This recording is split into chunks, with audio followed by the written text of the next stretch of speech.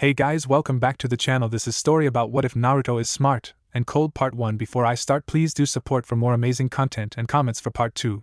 Do consider to subscribe my channel and share my video to your friends and check out the description as well. Let's start the video. People lie. Everyone in the class turned to look as the door slid open. Even Shikamaru, who had gotten pretty good at impromptu naps over the past several years, hadn't had time to fade out for his morning me time. Naruto Uzumaki walked in, almost an hour late. Naruto! Your Irika trailed off.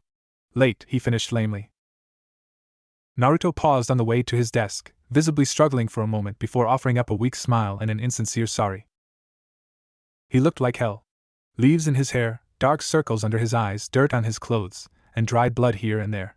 He sat in his seat with none of his usual energy and propped his head up in his hands. It was far from the first time he'd ever been late to class.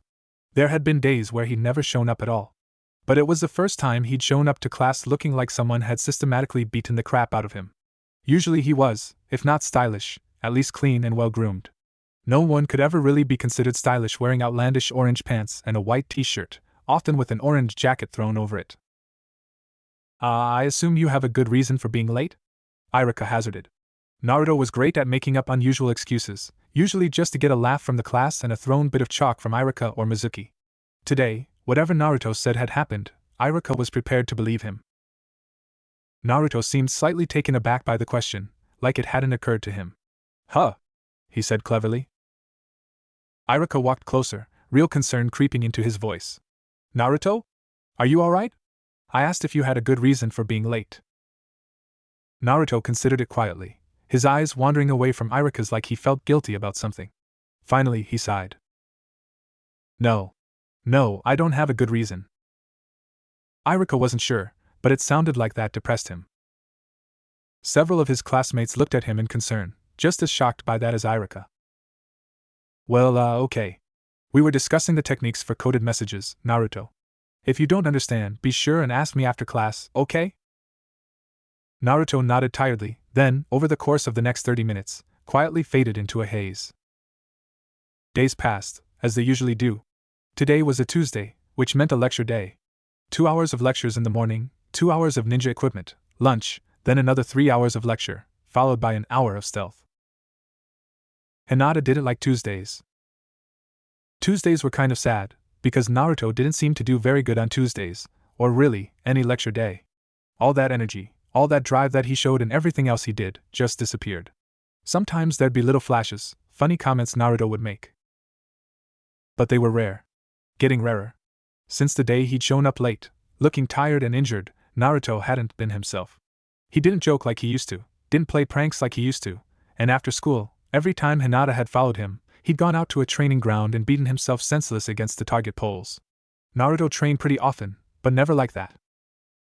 Today, he hadn't even laughed with the rest of the class when Kamiko got her wires tangled and her kunai toss pulled a snarl of wire and kunai halfway across the hall.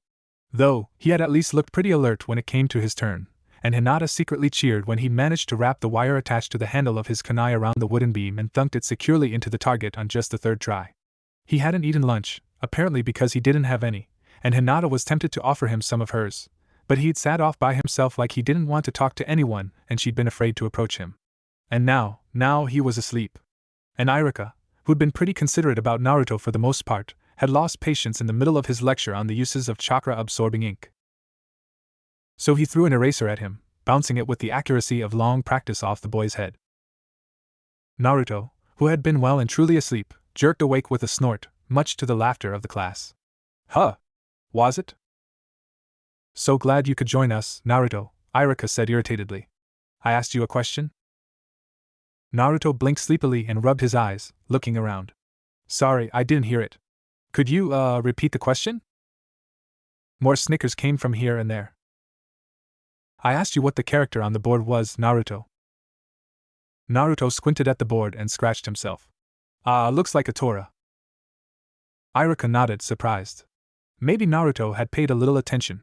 But he still shouldn't be sleeping in class, no matter how tired he was, so Irika decided to ask something a little more difficult. So, what's it used for? Adding a fire element to a seal, he replied, yawning behind a hand. Abruptly he sat bolt upright and looked around, surprise on his face. Iruka looked at him like he'd grown a second head. For that matter, so did Sakura, the only other person there who'd known that, and that was because she'd read ahead in their textbook. Hinata just stared. Yeah, Naruto added lamely. Giving him a look, Iruka nodded. Yes, that's right, Naruto. It is a fire element character, something you might add to an explosive note if you want flame in addition to concussion. Iruka paused. See me after school, Naruto. Ah man, Naruto complained, much to the amusement of the class. Yo, Iruka-sensei! Naruto yelled as the class dispersed, stealth training with Mizuki and Iruka over for the day. I'm kinda busy, so could you just yell at me here so I can get going? I got plans. Just what kind of plans? I got a bucket of permanent dye and a shopkeeper who really has it calm air. Nothing? Naruto said with an embarrassed chuckle. Iruka raised one eyebrow. Well, it'll have to wait. I want to show you something. Ah man, school is over, Iruka-sensei. I haven't done anything to deserve detention. He paused. Today. Just come with me, Naruto. They went back into the school, to the small office Iruka shared with Mizuki and another Chunin instructor. Unlocking a drawer with a small key, Iruka pulled out a thick notebook, his grade notebook, then gave Naruto a warning look when he saw the boy's eyes widen. This isn't where I usually keep it, and even if you do manage to find it, if you touch it, I will personally break both of your arms. I'm shocked. Simply shocked that you don't trust me, Iruka-sensei. I would never dream of cheating. Naruto proclaimed, all wounded dignity. I'm serious, Naruto. I will break your arms in 3 places and cover you in itching powder. I'll be good, he replied meekly. I really only thought that Kiba needed to be held back a year, anyway. Iruka's stern expression relaxed. Now, before I open this, who is the worst student in class? I'm sorry, alright? It's just your lessons are boring. How can you expect me to pay attention when you just drone on and on? Seeing the look on his teacher's face, Naruto trailed off. Iruka looked at him for a moment, then opened the book with a ribbon bookmark. Finding Naruto's name, he held it up so the kid could see and tapped it with his finger. Do you see these scores, Naruto? Naruto paused, thought for a moment, then shrugged. What about it? Iruka blinked. Naruto, your grades are all over the place. Yeah, there are some bad scores, but some of them are really good. He shrugged again. I study when things interest me. Iruka paused, thinking. Yes, that may well be true. I know you like taijutsu better than history. But your grades really are all over the place. I'd expect your taijutsu to be always better than your knowledge of seals. Instead, 6 months ago, you scored near the top of the class on seals. Naruto looked like he'd bitten into something sour. How was I supposed to know that everyone in the class was going to suck on that test? And then your grades dropped to the very bottom of the class. Way below what I know you're capable of. How do you know what I'm capable of? Iruka nodded. That's it, I don't. But I have a feeling that you do. And I think you're lying to me. Abruptly, Naruto's face blossomed into a grin. Iruka-sensei, why would I lie to you? I don't know. At first I didn't know what to think. Maybe you're a plant from another village? Sensei, you must be confused, he said, patting his teacher on the shoulder. I'm people, not a plant. Iruka closed his eyes in irritation. Yeah, I know you're not a plant. He paused. Or from another village. But I wish you'd be honest with me. You're not the worst student in class. You could even be one of the best. But you're deliberately not trying, and Iruka's voice rose, you're only hurting yourself. Iruka grabbed his shirt in both hands. Can't you see? You're 11 years old. Academy students have to graduate by 13, and you've only got 2 more years to learn the things you have to know. Maybe you have a reason to not try, I don't know, but you say you want to be a shinobi. You can't do that without graduating the academy. And at the rate you're going to fail. Naruto's stomach growled and he gave an embarrassed chuckle, scratching the back of his head. Sorry, Iruka-sensei. But he didn't say what he was sorry for. Iruka stared at him, then sighed. Come on, Naruto. I'll buy you dinner. Naruto brightened. Really? Thanks. Under one condition. You have to try. Then, for one moment, Iruka swore he saw the real Naruto, looking cold and serious. I am trying, Iruka-sensei. I get it wrong sometimes, but I am trying. Once, when Naruto was younger, he made a mistake. He trusted someone. That someone was talking to a pretty little pink-haired girl that Naruto wanted to be friends with. So Naruto had talked to the both for a while. Then the girl's mother had shown up and taken her home. Disappointed, the man had talked to Naruto for a while. Then he'd taken Naruto home. It was that night before an ANBU realized he was missing. He searched for the boy for a while. Then he alerted other ANBU, and they searched for the boy. Then the Hokage was informed, and lots of people searched for the boy. This went on over about a week. Then the boy staggered out of the forest in front of a traveling couple, crying, covered in blood, and was turned over to ANBU and the doctors. Though he was crying, when asked what had happened, his voice didn't waver. He gave clear, concise details. Then the doctors gave him something that put him into a nightmare-filled sleep that lasted 2 days. He woke up screaming. There was a time of jumbled images and voices, with people talking to him, at him, and around him. It was all very confusing. Then they had carried him to a big building and asked him to look at a man in a cell. It was someone he'd trusted. He told them so. They all looked really mad and mean, and he'd started to get upset, but the Hokage had hugged him, told him he was very brave, and turned to a big man dressed all in black wearing a funny cloth over his head. Naruto could still remember exactly what the old man had said. Ibiki, make sure he regrets it. Naruto had asked some questions, as they were leading him away, and at some length, as they were exiting the building, he'd understood. They were going to hurt the man he trusted. Naruto wanted to watch. Everyone, who'd been all smiles and jokes at that point, though Naruto could tell they didn't really mean it, got real quiet and mad. Naruto had apologized for making them mad, and they'd assured him that they weren't mad at him. So if they weren't mad at him, Naruto wanted to know if he could stay and watch. The Hokage had tried to talk him out of it. Someone else liked the idea. They argued. Naruto argued. Naruto insisted. And at some length, he'd been introduced to the scary-looking man with the black rag on his head. Ibiki. Ibiki was big and scary-looking with marks on his face. Ibiki had tried to convince him he really didn't want to see what was going to happen. It was going to be scary and gross. Naruto didn't mind that. He'd done scary and gross things before. Recently. And it wouldn't be happening to him. Ibiki had said it would be loud. Naruto had insisted he wouldn't mind, of course. He really did want to see. And Ibiki had agreed. And smiled. A lot of people left looking mad at Ibiki. Some left looking sick. Ibiki gave Naruto a stool in the corner. He didn't look mad, or sick. He looked pleased. Naruto decided he liked Ibiki, even though he looked scary. The man in the cell didn't like Ibiki at all.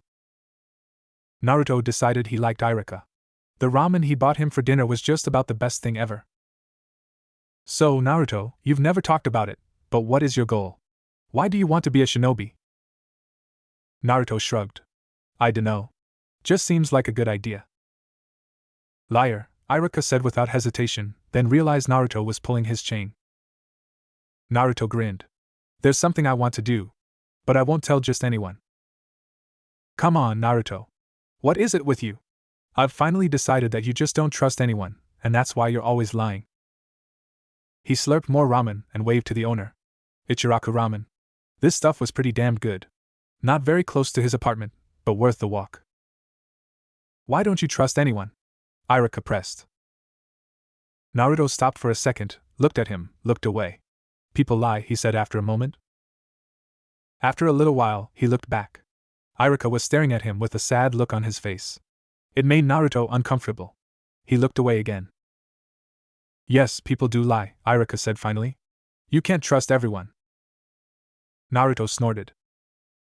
No, Irika said, grabbing Naruto's arm. You can't trust everyone. But you have to trust someone. Naruto looked at the hand on his arm, but Irika didn't remove it. I'm serious, Naruto. Don't you trust your friends? I don't have any friends. Irika blinked, and finally released his arm. But what about your classmates? Naruto snorted in contempt. And then he noticed Irika was giving him that look again.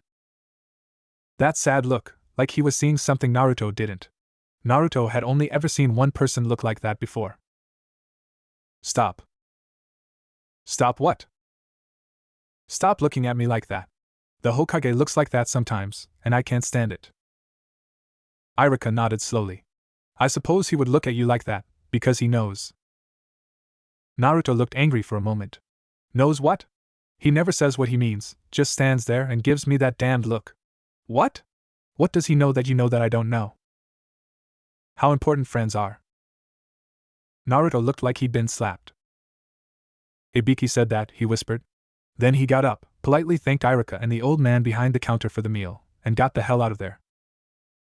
When Naruto first met Ibiki, they spent the whole day together.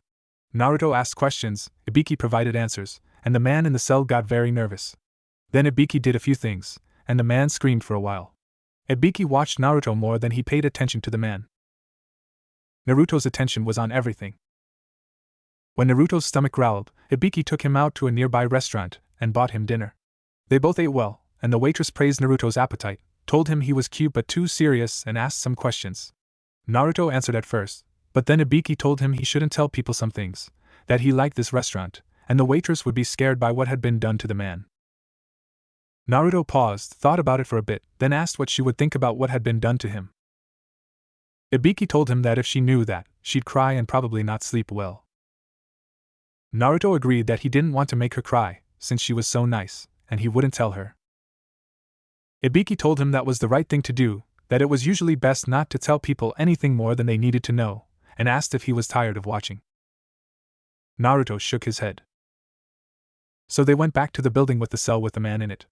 Around midnight, Ibiki draped his coat around Naruto and carried him to a couch in his office. The man in the cell didn't get any sleep that night. Naruto had the best night's sleep ever. For nearly a month, Naruto didn't sleep much. At first he tried, laying down, prepared to sleep, then tossing and turning for a few hours before giving up and reading scrolls and books for most of the night. He took to training, hard physical training all throughout the Konoha training grounds as a way of exhausting himself, but that just meant he was extra tired while he lay in bed awake. The thing was, he had the answer now. Ibiki-san hadn't given it to him. The Hokage had mentioned it. And Irika had come right out and told him. But it still didn't make any damn sense. Yeah, okay, having skilled team members supporting you meant you could take on more powerful enemies and win. He could see that. But what would it matter if they were friends or not? Shinobi were tools. If Naruto was told to work with someone to complete a job, he would damned well give it everything he had. But friends? No one wanted to be friends with Naruto. They hadn't ever. Ibiki was the first person to ever look at him with approval. There were a couple other adults who seemed to like him and treated him like an adult. Naruto understood that sort of behavior. None of them were friends, but they made some great role models, something the Hokage had explained once. But friends? Among people his own age? They were immature. They were irrational, for crying out loud. They did things that made no damn sense whatsoever. Most of the girls in class fawned over that Uchiha, when he clearly did not like them, and made complete fools of themselves. Most of the boys either spent their time in pointless pissing contests, or absorbed in weird little obsessions of their own. Only the Uchiha, Sasuke, made any sort of sense at all to Naruto, but he was such a show-off it kind of irritated him. What kind of idiot demonstrates his skills to their fullest and draws attention to himself? Naruto might, just might, could handle being friends with some of the students, except for one thing. They made lousy friends. He'd overheard girls spreading lies and rumors about their supposed friends behind their backs. The boys would follow some obscure schedule of their own, best friends one day, bitter enemies the next. Who in the hell would want people like that at his back? Yet people he respected told him it was important. So it probably was. He just didn't understand it. None of the books he'd read on it had yielded anything useful. Apparently, this was yet another thing he couldn't learn by himself by reading about it. What a pain in the ass. After some thought, and being sorely tempted to go ask Ibiki, though afraid of what the man might say after the disastrous confrontation last time, he concluded that he didn't understand people yet. He knew how to tell when they lied, he knew how to read the signals they gave off when in distress, and how to predict their actions, but, going over his lessons in his head, he concluded that nothing applied, because now he was trying to deal with people in their everyday lives. So, if he had the answer and it didn't make any sense, he clearly needed to learn more about the problem. He needed to gather intel. Irika pinched the bridge of his nose, trying to fend off the onrushing headache as he stared at the embarrassed-looking boy giving him a pleading look. The irate-looking Chunin Kunoichi holding a kunai gave him an expectant one. So you're the one who gave him the homework assignment of watching me bathe? She asked, clearly skeptical, but also clearly willing to gut the party responsible, as soon as she figured out who it was. Pinching his nose wasn't working. Irika sighed. Naruto hadn't been the same since their little chat over ramen, though his grades had improved, marginally, and he'd started clowning around in class again, but Irika, who watched him a lot more closely now, could tell his heart wasn't in it. And now this. At least the kid was showing some initiative, albeit of the perverted kind. Irika had to admit, he had good taste. The kunoichi was stacked. Come on, all you have to admit is that you never gave him any such assignment, and I can get on with carving him into cutlets. Ah, well, time to save the kid's hide. No, it wasn't my idea for Naruto to watch you bathe. The kunoichi smirked and turned towards Naruto, who Irika was somewhat alarmed to note, had murder in his eyes for an instant. But no matter. The assignment was to practice following a ninja throughout their daily routine. Irika continued smoothly, not giving either a chance to interrupt. He was supposed to pick a fresh genin, someone with a non-combat specialty, someone that a student like him would have a good chance of observing without being seen. Not a chunin. For a moment, the chunin looked crestfallen, then turned back to Irika in anger. Irika held up his hands placatingly, noticing as he did so the look of relief, and something else on Naruto's face. I suppose I should have been more specific about who he followed and allowing private time. I'll make a male-to-male rule next time. I'm training shinobi, not peepers, I swear. She glared at him. Well, you can't prove it by me. The little bastard is lucky I didn't just kill him first and ask questions later. Naruto, Irika began. I wasn't trying to see her naked, I just wanted to catch any conversations she had in the bathhouse. People talk to each other all the time, and I didn't want to miss anything. But why did you pick a chunin of all people? This, Irika was genuinely curious about. 'Cause I thought I could. Ah. Apparently he did have some pride in his skills, for all that he carefully avoided seeming competent in class. Irika gave an embarrassed chuckle of his own to the woman. I'm really sorry, Naruto is one of my best students and I've encouraged him to challenge himself, but I had no idea he would do something like this. The chunin shook her head for a moment, then shrugged. Well, okay, brat, you're off the hook for now. But if you perv on me again, I'm gonna cut your balls off, okay? Seeing Naruto's frantic nod, she laughed quietly, then leaned in close to Irika. The really embarrassing thing is, I almost didn't catch him. You're going to need to keep an eye on this one. Dumbfounded, Irika managed to murmur something appropriate, and the young woman left, putting a distinct sway to her walk. He and Naruto watched in surprise. Finally, Naruto turned to him. Irika raised an eyebrow. Okay, that one, I didn't see coming, he admitted. Irika stared for a few more moments. Finally, he said, a chunin? She barely paid any attention to her surroundings, and people treat her different. I was curious. He frowned. Apparently, girls' situational awareness increase when they're in the bath. Strange. Irika laughed. No, Naruto, not strange, once you understand why. Naruto frowned deeper. With a look of such concentration on his face, Irika wondered if this really was the same troublemaking student he'd dealt with for the past 2 years. Then what is the reason? Irika opened his mouth then shut it again, a twinkle in his eye. This was a student he wouldn't mind teaching. Well, he drawled, there are a lot of reasons, but they all boil down to one main principle. He paused for a bit, working out what he was going to say in his head. Well? Naruto asked intently. Well, the basic idea is that some men like to spy on women whenever they're naked. So women have learned to be more watchful during those times. Naruto nodded slowly. That explains it, he said slowly. But does it? Irika replied. No, not completely. He nodded again, more firmly. I see your point. There's also the privacy issue. No one likes to be spied on in their private moments, he added. But this is a ninja village, Naruto protested suddenly. We're watched all the time. Irika smiled gently, started to pat the kid on the shoulder, then thought better of it. Naruto, that just makes us value the privacy we have all the more. So privacy is that important? Yes, it is. Like the way you play the fool in class, so that the other students won't notice the real you. He paused, considering. You're probably the most private person I know. Naruto took a moment to digest that, but Irika pressed on. So have you thought any more about friends? His expression hardened. Yes. But I still don't understand it. A friend is more than an ally, right? Someone who you can trust and rely on, who you have a close relationship with. But I'm not blind or deaf. I see these people around me who claim to be friends, then turn around and fight with each other, or spread lies about each other in secret.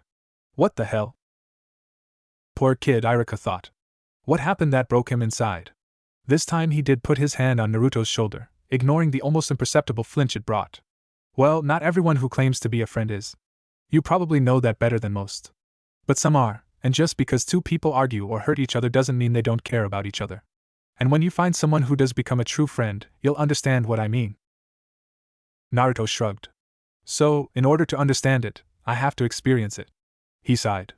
And apparently, people say one thing, and honestly believe it, he said ironically, but they do something else. Is a little consistency too damned much to ask? Irika winced, then chuckled. Yes, Naruto. When you're dealing with people, it really is. Another 2 weeks passed. Naruto's class performance remained the same, getting quite a bit of frustration out of Irika.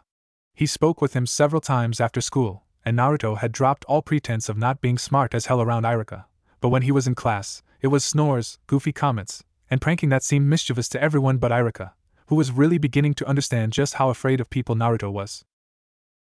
He brought it up to Mizuki, his fellow teacher for the group. At first Mizuki didn't want to believe him, but a quiet word with Naruto about some one-on-one advanced techniques had tempted the boy into a secret late-night class with he and Mizuki. After seeing Naruto unleash some of his best on Irika, Mizuki had to admit that his reputation was a complete fake, though he scoffed at the notion that Naruto was still holding back. And he still didn't offer any useful advice on how to get Naruto to try in class. So, one day, he decided to take it up the chain. All the way to the top. Naruto had mentioned talking to the Hokage before, which didn't really surprise Irika. He'd never lived in any other village, but he'd heard stories, and he understood just how incredible it was that the Sandaime seemed to take a deep and personal interest in every person in the village. Keeping a closer eye on Naruto, given the boy's secrets and hidden abilities, was something he would do. So he made an appointment. It only took 2 days before he found himself in the Hokage's office exchanging brief pleasantries. So I understand that you have some concerns about Naruto Uzumaki, the Hokage said after the preamble. I know he has quite the reputation as the trickster. Is he making trouble again?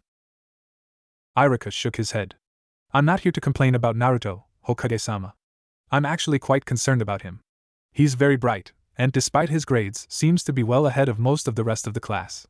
I actually don't know how smart he is, because he refuses to show it, though he doesn't fake being stupid with me anymore. I know he could be one of the best students in the class, if he'd just try, but no matter what I say, he won't.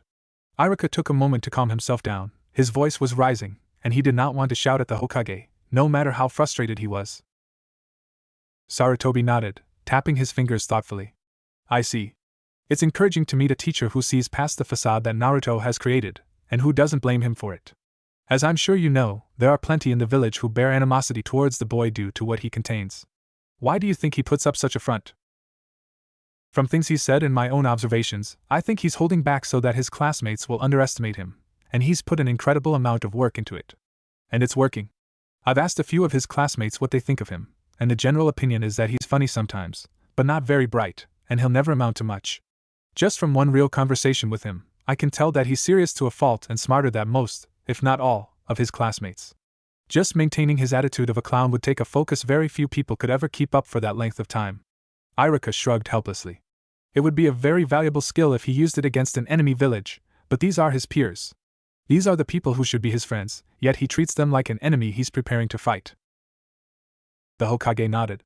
Yes, that's it, exactly. Though, from what I have seen of Naruto myself, I would say fight is too soft a word. Naruto is preparing himself to destroy all his enemies. Irika paled. But does that mean that the Kyuubi? Sarutobi shook his head swiftly. No, you can rest assured on that. The seal holds fine, and the beast sleeps within him.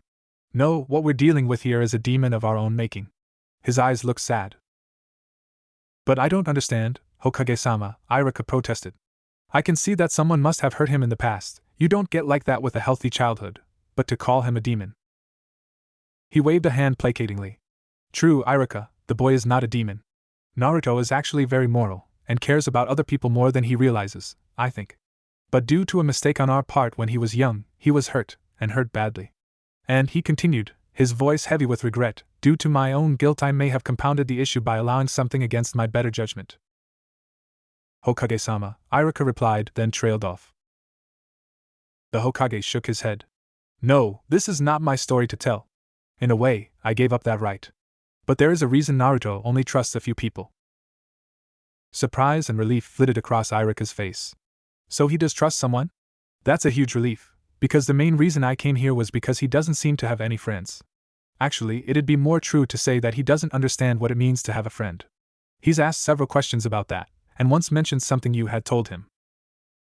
Yes, Naruto doesn't have much of a knack for making friends. He doesn't let himself trust easily, but fortunately, he does have his supporters in the village. Not many people know this, but there are a number of ANBU who are quite fond of the boy. Irika's eyebrows raised. Umbu? But why? He was rewarded by a piercing look from the old man. Yes, I'd intended to tell you, since you do have Naruto's best interests at heart. You're a good man, Irika. One of Konoha's finest. His ears tinged pink at the compliment. After the trauma that happened to him when he was 6, Naruto ended up spending some time at ANBU headquarters by his own insistence. I didn't have the heart to tell him no, though I should have. While he was there, well, I'll let Marino Ibiki tell the rest. He's the closest thing to a father Naruto has. Irika's flush of pleasure turned white. Marino Ibiki. Hardly the most well-known ninja in Konoha. But among the shinobi, he was known, more so than almost any other ANBU. He was feared, and justly so, for being the most brutally effective interrogator and torturer in the country of fire. And Naruto saw him as a father? Marino Ibiki? Irika squeaked. How in the F? Not just Ibiki, but several current and former ANBU are as close to being friends with Naruto as it is possible for them. In a way, you could think of them as fond older cousins he doesn't see very often. Irika's mind reeled in shock. But Ibiki? How? Why? Sarutobi grimaced. Call it a weakness on an old man's part, to not deny a very brave young man the only thing he insisted he wanted, despite it being harmful to him. Ibiki is very fond of him, and takes his duties as role model very seriously. Though, I happen to know that neither has spoken to the other for nearly 2 months for much the same reason you are here, Irika. Naruto doesn't understand friends, not just because he's never had one, but because he's never been one. And though Ibiki has little patience for people who do not value their friends, he's not a very good source of advice on friendship for a young boy. Irika's eyes widened in surprise. Of course. That was the answer. Sarutobi smiled at the obvious revelation Irika had just came to. I can see you're well on your way to helping Naruto overcome his difficulties. Ibiki-san might be Naruto's father, but you are the brother he needs. Thank you, Hokage-sama. I will think about what you have said, and I will try my best to help Naruto. He nodded, but as Irika turned to leave, apparently feeling dismissed, he added, Ibiki is usually at the ANBU headquarters, though he can sometimes be found at the Mao Che restaurant nearby. If anyone asks, I sent you. Irika bowed. Thank you, Hokage-sama. After some research, this time on the far less aware civilian girls of the village, Naruto had come to some important conclusions. First, people treat beautiful girls differently than normal people. At first he didn't pick up on it. He tended to follow the more exaggerated girls, the ones everyone said were beautiful. Curvy, pretty girls with very characteristic outfits. His reasoning was, they seemed to get the most extreme reactions from the people they interacted with, be it good or bad. It was easier to spot trends with more pronounced reactions. Men and boys, almost without exception, treated them better than anyone else. They got discounts in stores. Men bought them things. Doors were held open for them. People smiled at them. Women were a little harder to figure. At first, he was ready to conclude that women were just like men, but there was something off about the way they were nice to the pretty girls. It took him a little bit to figure it out, but gradually he noticed that, some of the time, when they were being nice to the pretty girls, they were actually being mean. And the pretty girls knew it, too, and they were nice, but mean right back. Sometimes it seemed to get pretty vicious, but almost never physical, like males. Which brought him to another realization. Girls lied more about their intentions than he did. It was sort of humbling. Men and boys, well, that was practically a no-brainer in comparison. Yes, some of the prettier males seemed to get the same kind of attention from women that they got from men, just look at the last Uchiha. But that sort of thing was rare. Usually, the only advantage the prettier men had was that women seemed more receptive to their sexual advances. And much like with the women but more so, other men were pretty vicious to their prettier counterparts. That was worth a night's pondering. Gradually, a plan formed. And with it, a new application of an old jutsu. But it needed a little polish. And there was only one person he knew that could offer advice on that sort of thing. He hadn't seen her in a long time. He'd better bring an offering. So, before he stopped by her apartment one night, he bought 2 boxes of dango. The first time Naruto met Enko was the second day after he met Ibiki-san. They were returning from a nearby restaurant with bento, and Ibiki was explaining to Naruto the importance of good nutrition. How he should try to eat healthy meals at home as often as possible, but it was okay every now and then, when he was really busy, to buy meals from vendors for a while if he had the money. Ibiki had bought him lunch, of course. "Hey Ibiki, where you taking the shrimp?" a voice called. Naruto looked up to see a huge, tall woman with a really fat chest coming towards them, waving. She had dark hair and wore dark clothes, but unlike many of the other people in the building, didn't wear a funny mask. "Hi, Enko," Ibiki replied, just as Naruto interrupted. "We're going to the torture cells," he replied very seriously. "And I am not a shrimp." Ibiki smiled thinly. "Enko, this is Naruto Uzumaki. Naruto, this is Enko Mitarashi." "Hello, Mitarashi-san," Naruto said politely. Enko raised one perfectly shaped eyebrow. "A little young to be a spy, ain't he?" She paused as the name hit her. "Or is it about, you know?" Ibiki smiled, and though Naruto wouldn't know it, she was actually a little unnerved by that smile. Naruto isn't the subject of today's lesson, he's the student. He makes a pretty good assistant. Really? She squatted to be at eye level with him. "Well, hello, Naruto-kun. You can call me Enko." Naruto looked at the big man beside him. "Ibiki-san? Is Enko-san one of the people who can know about what we're doing?" Ibiki smiled at him, and even gave him a kind of awkward pat on the head. "Yes, Naruto-kun. Enko would understand. Do you want to tell her?" Naruto nodded and turned back to the woman. "We're hurting the man who hurt me," Hokage-sama said to make him really regret it. "I think he regrets it, but I don't think he really regrets it yet, so we have some more work to do." He sounded oddly pleased. Enko looked a little nonplussed. "And the sacks?" "Ibiki-san bought me a bento," Naruto proclaimed. "Naruto is a growing boy, he needs his nutrition," Ibiki answered to Enko's silent question. "And we decided to make it a working lunch." At first, Enko looked at the boy with pity. For the man to have been turned over to Ibiki's tender mercies, his crimes must have been horrible indeed. But Naruto looked back at her with a cool, serious look terribly out of place on his young face, and Enko realized she was fighting a smile. So she didn't fight it, and gave the kid one of her best feral grins. He didn't look intimidated. He smiled back the way kids will. She looked up at Ibiki. "I think I like this kid." Ibiki inclined his head, wordlessly agreeing. "Do you think I could?" she asked. He shrugged. "Naruto? Would you mind if Enko came along?" Naruto looked at her inscrutably. "You really want to come along?" Ibiki-san warned that it gets kind of gross. "It's okay," she assured him. "I like gross." "Well, okay. I guess I could share my bento."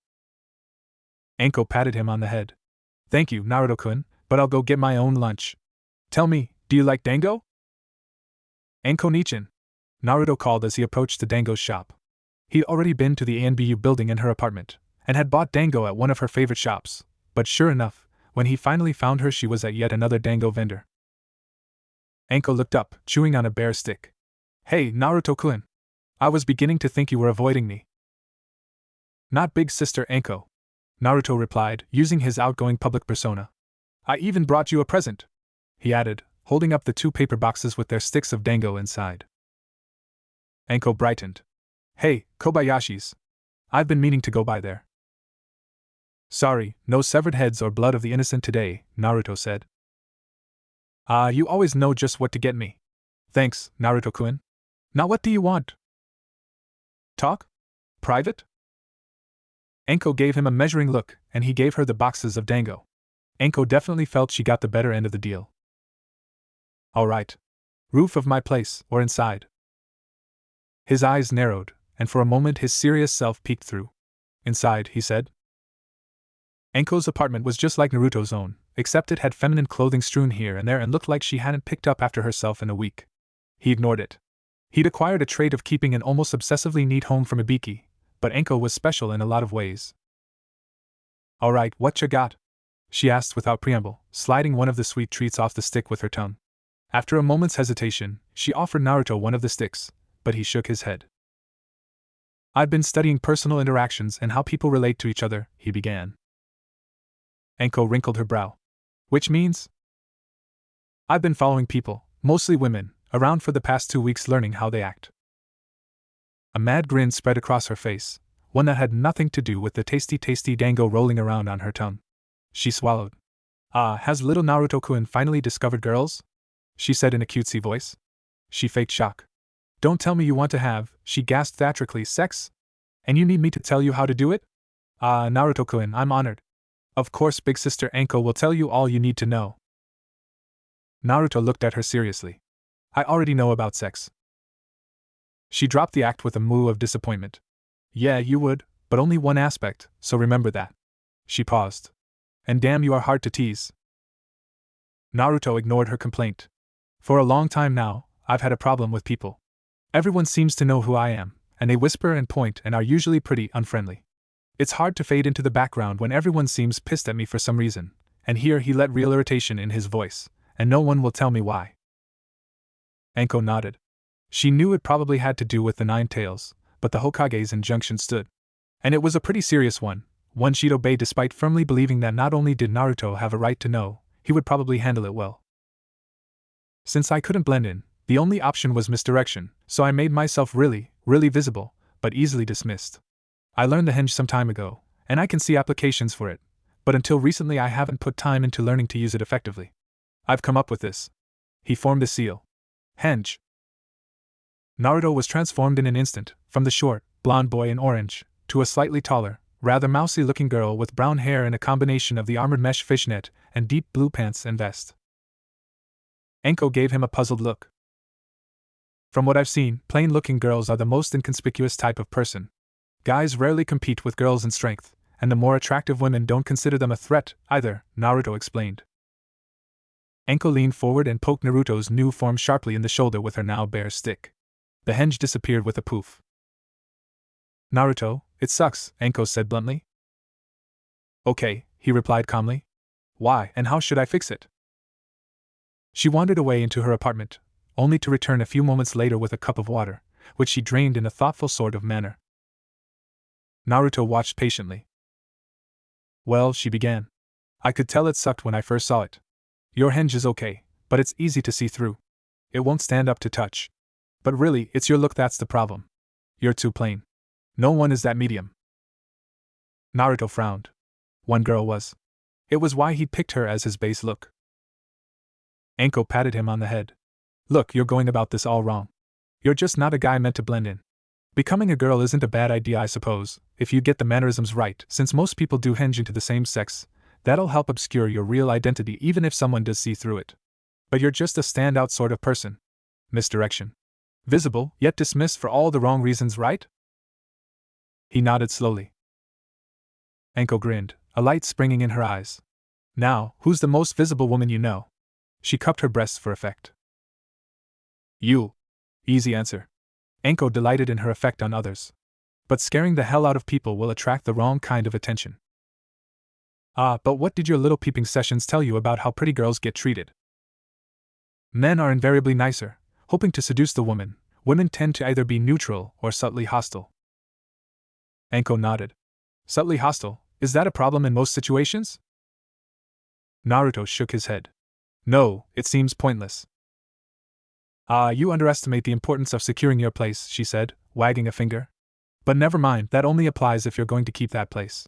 Unless, she added, raising an eyebrow, you're planning on becoming a girl permanently? Naruto shook his head. No, I'm looking for an easy way to move through the village without drawing notice. That's just it, she exclaimed. Draw attention. Be sexy. Make the girls jealous and the guys drool. Any decent ninja will be suspicious if you suddenly start coming onto them, but so long as they think it's their idea, they're a lot easier to manipulate. And the girls? Most will be more jealous than suspicious, and their snide little insults don't mean anything. Naruto's eyes unfocused as he those seriously, then he formed seals. Henge.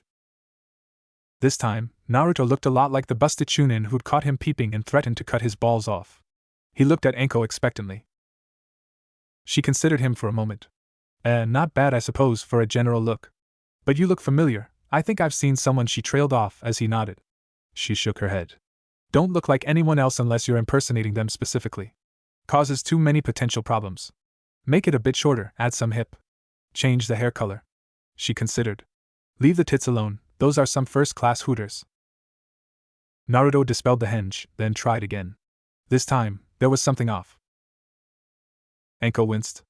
Okay, you need to practice that. I see why you picked someone you'd seen before. She tapped her lip thoughtfully. In fact, I think I have something better. She headed for her bedroom, and Naruto could hear rustling around in there. I've been forbidden on pain of boring-ass missions from teaching you my jutsu, but this one ain't mine. Naruto watched with anticipation as she emerged, holding a dusty scroll case. She handed it to him. This is a scroll for Henso no Jutsu, an ANBU infiltration technique. Henge is just a minor genjutsu, but Henso is a ninjutsu, harder to see through, since instead of using chakra to change how someone sees you, you change yourself to look a different way. You'll burn more chakra that way, but if you focus hard enough and use enough chakra, you can keep it from being dispelled. Naruto's eyes lit up. Finally, something beyond academy-level techniques. This would take some study to master, and he was excited by the prospect. What are its limitations? Anko laughed at his excitement. While it may feel pretty easy to maintain at first, you burn chakra pretty fast when you use it, so don't get stuck in a situation where you have to use it for a long time and then have to fight. Enemies love it when you try to fight with no chakra. What about maintaining it while unconscious or asleep? She gave him an appraising look. Why, planning on sleeping with someone? He didn't rise to the bait. No, but I can't predict every situation I'll end up in. One day I may have to sleep with a target to kill him at his most vulnerable time. And if getting knocked out while transformed dispels the jutsu, it'll be harder to maintain cover in a fight. Anko shrugged, reminding herself that he was very, very hard to tease, and for a moment wondering why she put up with him. But then, most kids his age were inexperienced and insecure in all sorts of ways. Naruto was almost exactly like that damn Ibiki. Cold. Very cold. The first time Anko had killed, she'd been hot. Pumped on battle. Naruto had not only made his first kill 3 years younger than she had, he'd done it almost clinically, with only a faint hint of satisfaction to show that he did feel something. Well, that's a part of its weakness, really, she clarified. If you keep putting chakra into it, it'll stay activated. And part of training is learning to keep putting chakra into it while you sleep. But while you sleep, or go unconscious, you'll just keep draining your chakra. And chakra exhaustion can kill you. So while it's great for infiltration, it's a really, really good idea to drop it before you get into a fight. Naruto nodded. Go for it. And let me have a look at you when you get it figured out. Bowing low, Naruto thanked her and headed for home. Something new to learn, on a nice, easy-to-understand scroll. No more experience, this was actual instructions written down. Oh, thank you, Anko-san. Ibiki wasn't the most fatherly of people, Iruka learned, but that didn't stop him from taking a certain amount of pride in the accomplishments of his accidental student. In fact, the story Ibiki told him brought a certain smile to the scarred man's lips, and a look of horror to Iruka. He heard how a violent, failed genin had played on Naruto's naivety and spent 3 days using Naruto as his personal, breakable toy, before nearly killing him and burying him in the woods in a shallow grave. But Naruto had been exceptional for a small child, and had not only managed to survive, he dug his way to freedom despite terrible wounds and found help. He spent several days in the hospital before the doctor allowed him to be interviewed. Despite his traumatic experience, he'd been calm and helpful, easily identifying the man. And when the Hokage had passed the worst judgment down possible, Naruto had wanted to be there. Insisted. And somehow talked the Hokage into allowing him to be present for the man's death by torture. Ibiki's eyes softened as he recalled the young boy falling asleep that first night from exhaustion, despite the screams, and how he'd covered him with his thick black coat and let him sleep on a couch in ANBU headquarters.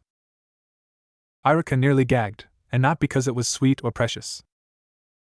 Ibiki recounted how Naruto had been extremely inquisitive, with literally hundreds of questions, but when each one was answered, he really listened. Had Iruka ever had a student who seemed to hang on every word he said, really seeming to absorb the material? Yes? It was a wonderful feeling, and Ibiki found himself sharing more of his trade than he'd ever done before. Before he knew it, Naruto was known throughout ANBU for his bravery, resistance to trauma, and fortitude in facing down the man who'd hurt him. Not everyone, even in a hard-bitten organization like ANBU, approved, but some did, and all respected him for it. What was more, besides just watching as Ibiki carried out the sentence, he'd even wanted to help. Offering suggestions, like some of the things that had been done to him. And even having his hand on the knife. It had actually been Naruto who had carefully cut the man's throat at the end. He'd had an audience, and some of them had clapped. Iruka wanted to throw up. A 6-year-old boy should never have had to see anything like that. Ibiki put a hand on his shoulder in a comforting sort of way, though it was anything but. The thing is, he'd said, when a child goes through an event like what had been forced on Naruto, the childhood is over. Most break, often so completely they can never recover. Even the ones who don't go irretrievably mad are changed by it. Naruto had identified with his attacker, the man with power. That was outside anyone's control, even Naruto's. What Ibiki had done was give him someone else to identify with, someone with even more power, the one thing the helpless Naruto had wanted above all things. Iruka didn't want to listen to the madness, but Ibiki pressed on. Naruto had two choices. He could either become a vicious, cold-blooded killer, a menace to everyone around him, or he could become a vicious, cold-blooded Konoha ninja, a useful member of Konoha's elite and completely loyal to his comrades. Ibiki had helped him make his choice. But that was just it. Naruto was not completely loyal to his comrades, because he had none. The boy had created and enforced a loneliness Iruka wasn't sure he could ever break. He had no friends, because he didn't understand what it meant to be a friend. All he understood was how to be a ninja, however well that might be. He ranted at some length. Underneath the goofy exterior, underneath the serious, cold-eyed young man, there was a little boy so scared of being hurt he wouldn't trust anyone to break his loneliness. And when he'd finally ran down and stopped, breathing heavily and giving Ibiki the maddest, most accusing glare he'd ever given, Ibiki had agreed, and hung his head. Noodles, broth, pork, vegetables. Ramen was a simple meal, and the girl went about preparing it with a gentle smile, carefully slicing the vegetables and adding them 6 minutes after the pork had come to a rolling boil, so they wouldn't get overdone before he added the noodles. Food was easy. Find a recipe, follow it. If only everything in life was so simple. Naruto wasn't lazy, but he had a strong belief that everyone made things more complicated than they had to be. Food. He liked food. Ramen had turned out to be pretty good. Iruka had treated him again, one day after school, and given him a new, very special homework assignment. Be a friend to someone. Not to worry about having a friend in return, but be a friend to someone. If nothing else, fake it really well. He hadn't been enthusiastic at first, but Iruka had added something to that. I talked it over with Ibiki-san. He feels that this is a good way for you to understand this lesson we've been trying to teach you. Well, hell, that wasn't fair. Naruto had allowed himself one brief internal gripe, then nodded.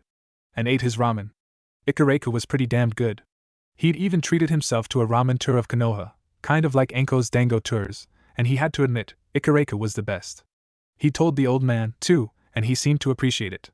Statement of fact, compliment, acceptance, genial relations. Why couldn't he just be a friend to an adult?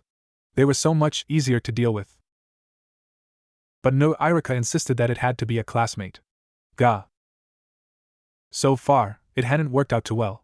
He apparently hadn't thought out all the ramifications of his cunning plan to disguise himself as an idiot for his classmates. None of them seemed to take him seriously now, and his, admittedly awkward, attempts to improve relations hadn't worked out so well. The Uchiha fangirl Sakura thought he was hitting on her, Chuji had just given him a puzzled look and not said anything, and Kiba had said something about not wanting the scent of loser rubbing off on him. Note to self, the weakness of long-term plans is that situations change. Of course, he could always fail this little extracurricular assignment. Certainly the Uchiha boy didn't seem to suffer from his lack of friends. But that would be too much like giving up. Naruto hadn't found anything he couldn't do, and this wasn't going to be the first.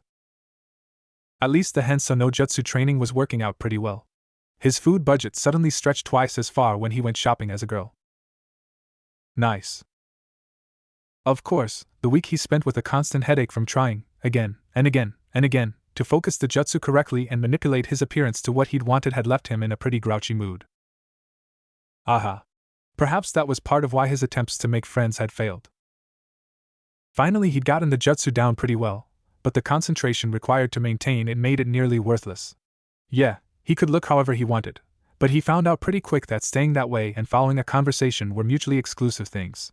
One embarrassing incident at a market on the other side of Konoha left him with the thought that that particular form wasn't going to be a character he wanted to use again. Enhancing his own look, however, now that was a lot easier. So now, instead of a short, thin, blonde-haired boy in orange clothes making ramen, it was a 6-inch taller, curvy, cute young blonde girl in a blue yukata stirring in the noodles. His clothes were piled neatly beside his bed. The Henso no Jutsu relied on an additional henge to change clothes, as they weren't a part of the actual body.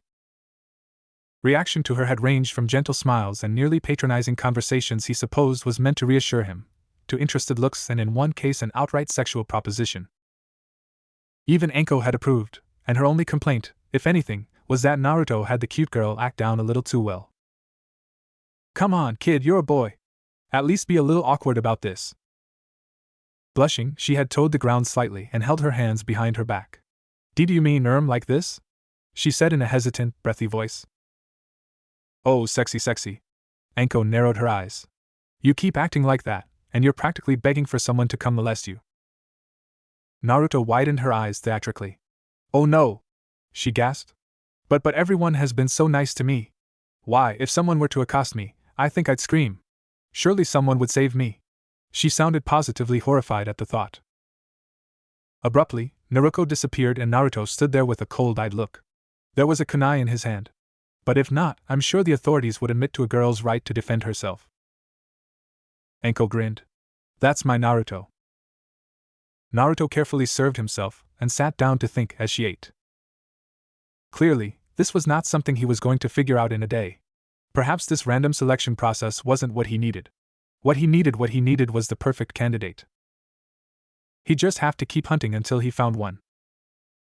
The kunai sank 2 inches into the dense wood of the target log, and Naruto back-flipped from the imagined attack, then drew one of his most recent acquisitions, a 14-inch Ikuchi-style wakizashi, from behind his back in a reverse grip and slashed across the log at head height for his imaginary enemy.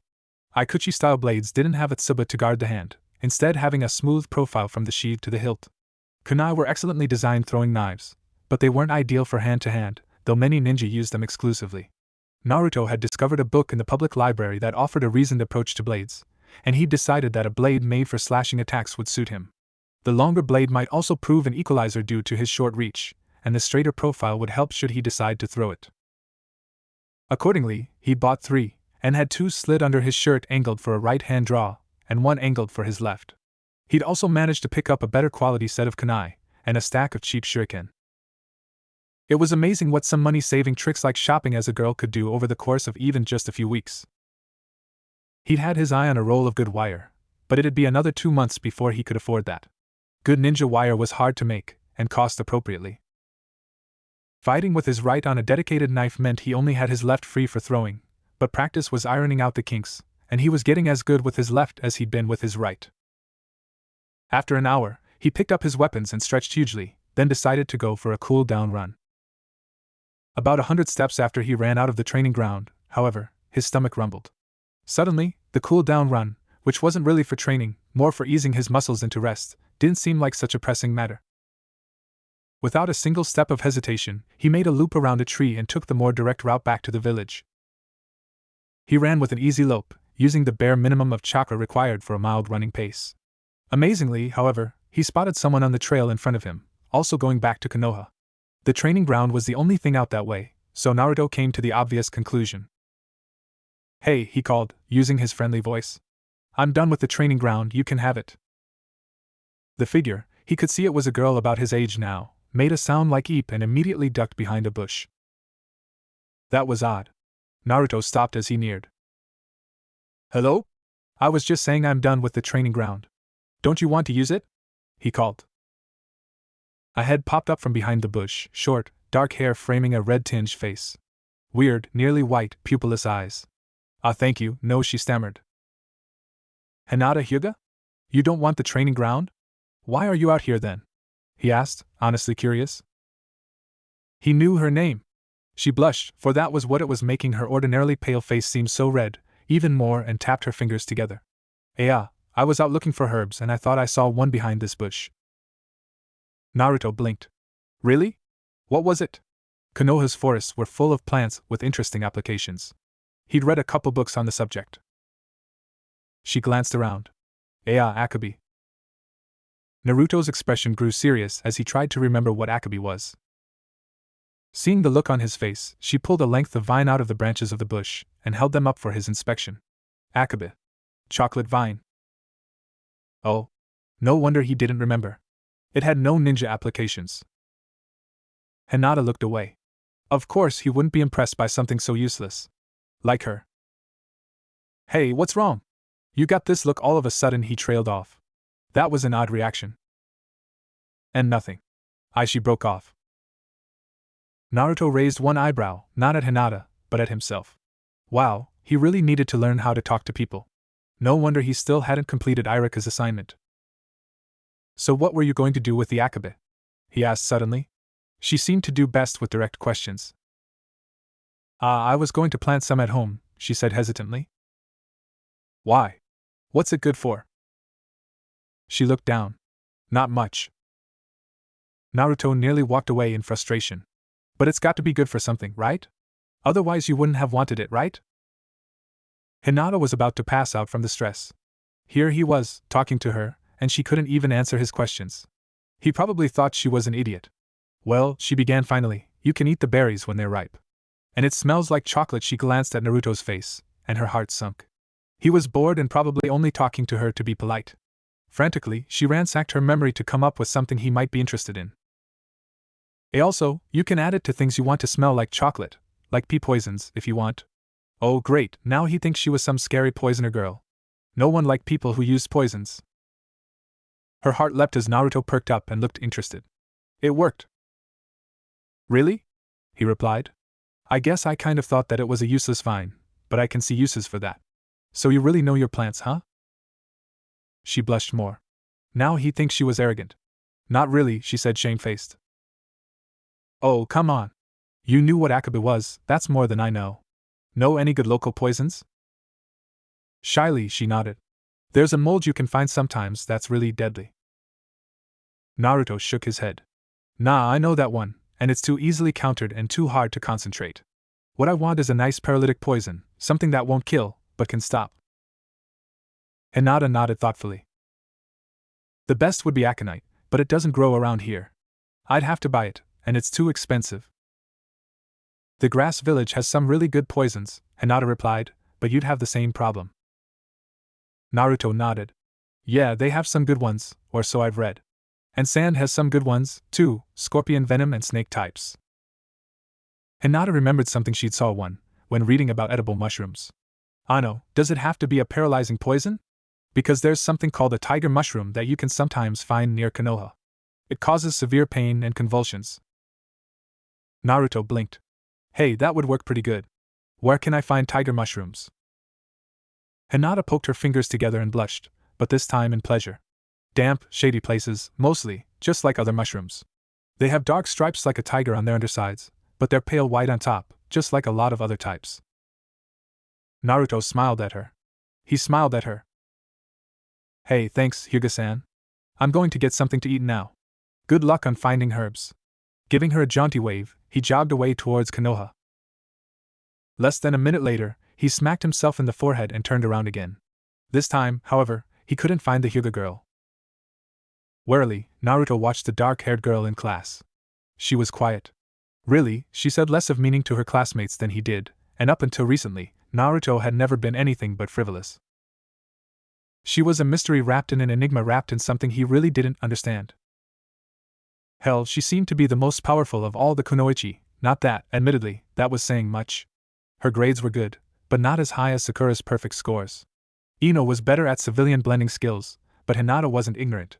And when it came time for sparring, she seemed to have lightning reflexes for taijutsu. Her chakra control seemed nearly perfect, as well. But then she'd nearly invariably lose on points. Weird. It was almost as if... Naruto's eyebrow raised. She wasn't really trying. Fascinating. What reason could she have for hiding her abilities? He knew why he did it. But something about the brief conversation he'd had with him didn't seem right. So, time for more research. A week later, he had to admit, he hadn't learned much. His Henso no Jutsu was useful for following her around without being noticed, but she seemed basically impossible to follow without being seen whenever she left public areas, almost like she had eyes in the back of her head. Once, she seemed to go to the training grounds, but when he happened to show up, she was nowhere to be found. And the rest of the time, she was in that damned high-walled place she called home. No way to sneak in there. But he'd learned a few things. The Hyuga were an old, rich, powerful clan. The oldest, the richest, the most powerful in Konoha. And they had a bloodline limit, the Byakugan, which enabled them to see much better than any other shinobi, save possibly the Uchiha, which explained why it was so damned hard to follow her. Lastly, she seemed to be just about the most insecure person he'd ever met. He'd developed a theory that the reason she didn't try wasn't because she didn't want to tip her hand, it was because she was somehow afraid. Which didn't make any damn sense. Okay, the time for intel gathering was past. Time for an assault. Ayano, you wanted to meet me out here, Naruto-kun? She asked weakly. 1,000 scenarios had ran through her head since he'd asked her to help him find the tiger mushroom after school. Yeah. Like I said earlier, I can't seem to find a tiger mushroom anywhere around here. He scratched the back of his head and chuckled lightly at his own stupidity. Really, he hadn't even tried. You've got that amazing vision thing, right? What's it called? It's called the Byakugan. It's the Hyuga clan bloodline limit. Of course I'll use it to help you find the mushroom.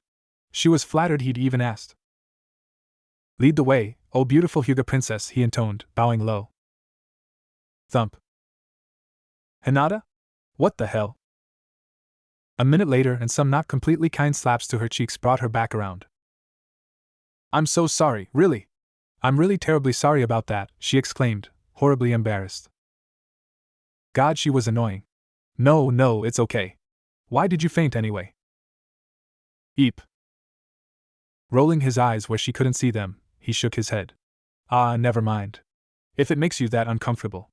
Anyway, onward to the mushrooms. For a while, he let her search in peace, watching curiously as she formed seals and channeled chakra to her eyes, making her vision seem freakishly intense. She would point out groups of mushrooms, and he'd obediently go and investigate, though so far they hadn't found a rare tiger mushroom. So, what's your family like? Naruto asked. What? She asked in shock, dropping her technique. Sorry, I was just curious and wanted to know some more about you. I don't have a family, you know, he replied offhandedly. She dropped her head. I know, she whispered. He picked up on her mood. It's not great, but it's not too bad. I mean, it'd be nice to have a mother or father, I guess. She nodded, slowly. I lost my mother when I was very young. I miss her sometimes. Finally, some answers. And your father? She took a while before replying. Father is the head of the entire family. He is very strict. Interesting word choice. Yeah, I guess it'd be nice, but it is kinda nice to not have someone always nagging at me. She bobbed her head, then resumed her search. A little while later, he tried a more direct approach. Hey, Hinata? Yes? She asked softly. You seem like you could be a really good fighter, but you always lose your sparring matches. Why is that? She blushed. I am really not very good at fighting. He gave her a puzzled look. But you could be. You're faster than anyone else with your hands, I've seen you. You should be kicking ass. I can't, she replied helplessly. But why? He pressed, getting irritated. She wrung her hands in consternation. I just can't. That's not an answer, he pointed out reasonably. I'm just not like you, okay? She snapped. I want to be like you, I want to try like you, but I can't. Naruto blinked stunned, then, before he could help himself, laughed. Mortified, she turned and bolted. Shit! This wasn't going according to plan. He'd already put a lot of energy into this, and he wasn't going to see it wasted just because of some weird girl. He bounded after her. Fortunately, while Hinata had lightning-quick punches, she was only an average runner, and Naruto managed to catch up to her and tackle her from behind. They fell into a skidding roll, and he suddenly found himself with a wildcat in his arms. She flailed about frantically, and her blows, while glancing, hurt more than they had a right to. Hinufata, wait, how? A minute! Stop your OWW hurting me! He gasped, trying to keep the panicking girl from escaping. Her own breath seemed to be coming in hitches and sobs, and her struggles, if anything, were getting stronger and faster. Finally, in desperation, he let go with one hand, taking the stinging blow to his chest in favor of a nice overarm swing that bonked his fist off the top of her head. She went limp in his arms. Finally, crap, he gasped, rolling off her unconscious body. Crazy bitch needs to calm down now. After a moment to get his breath back and massage feeling back into the places she'd hit, he rubbed his head. Alright, now what? Hinata awoke to another series of stinging slaps to her cheeks, and she gasped and struggled to sit up. However, there seemed to be someone in bright orange clothes sitting on her chest, and her arms were tied behind her back, and her feet seemed to be tied together as well. Naruto! Calm down, Hinata, I just want to talk, okay? Just take a deep breath and calm, he said, demonstrating down. After a moment's struggle, she did as he commanded. Now, I don't know what I said to upset you. I'm sorry I laughed. But I wasn't laughing at you. Tiny lie there. Now, could you please tell me what's wrong? You laughed at me, she said plaintively. He sighed and rubbed his face with one hand. I'm sorry. I'm sorry if I hurt your feelings. I was laughing at myself. What? At myself, he repeated, warming to his story. You see, I'm not really trying at the academy. I'm kinda afraid to. Oh, what a lie, he thought. Those famous eyes really don't see much, do they? She struggled to sit up again, looking at him with wide eyes, then gave up. Afraid? Why? Of what? She asked, shocked. He shrugged, because honestly, he didn't know what to tell her. But you've always tried so hard, she proclaimed, trying to make sense of his words. When we were learning the Shadow Shuriken technique, you stayed out there practicing it for days. Hinata, I figured it out in about 10 minutes. I just didn't want everyone else to know that I could do it. But why? He shrugged again. So if I ever fought one of them, I could use the technique and it'd come as a complete surprise. She shook her head. But why would you fight one of your friends like that? They're not my friends, he replied honestly. Not your friends? What do you mean? Concern was easy to see on her face, and he frowned. I don't have any friends. Everyone thinks I'm an idiot, and I've put a lot of work into making them think so. Ayano, I don't think you're an idiot, Naruto-kun, she said hesitantly. One corner of his mouth quirked up. I guess so.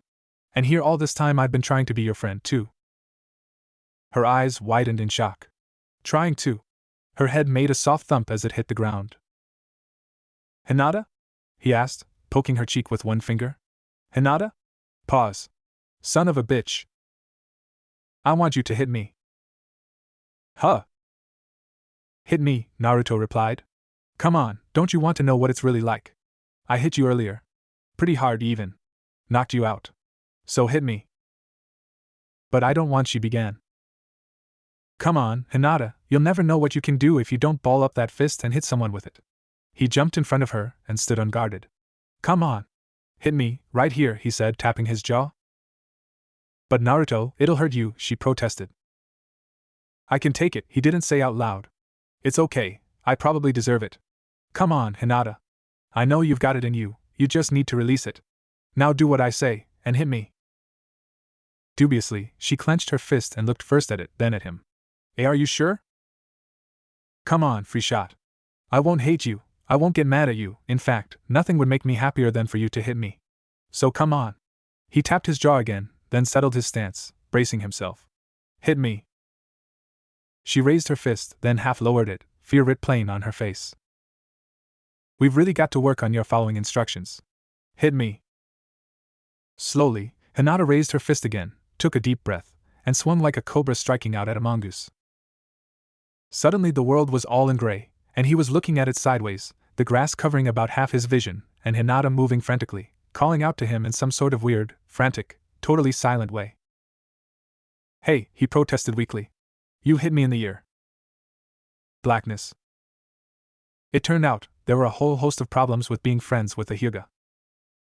For one, Naruto was basically persona non grata to the Hyugas, who prided breeding in class almost as much as they prided power. And after one pointed comment to Hinata one evening, just from a shopkeeper whom Naruto had once dumped a powder made from poison ivy leaves on his hanging laundry, it became clear that just his presence could hurt Hinata's standing. So he avoided her in public, and she took his explanation well enough, though she looked sad. Another, and rather more difficult to solve, issue was that she was expected to train at her home nearly all of her time outside the academy, which he'd already knew, but hadn't considered. Although, it wasn't like he wanted to spend a whole lot of time around her, but he had certain obligations he needed to fulfill if he was going to solve this tremendously difficult problem Ibiki-san and Irika-sensei had given him. Naruto didn't complain, though. He could see the utility. There almost certainly would come a time when he'd have to make friends, either to gain an ally, or deceive an enemy. Too bad he had no talent for making friends. But hey, he could fake it. So he listened to her dreary problems. He sat through her blushing, stammering explanation of why she looked up to him, which took an hour longer than it had a right to.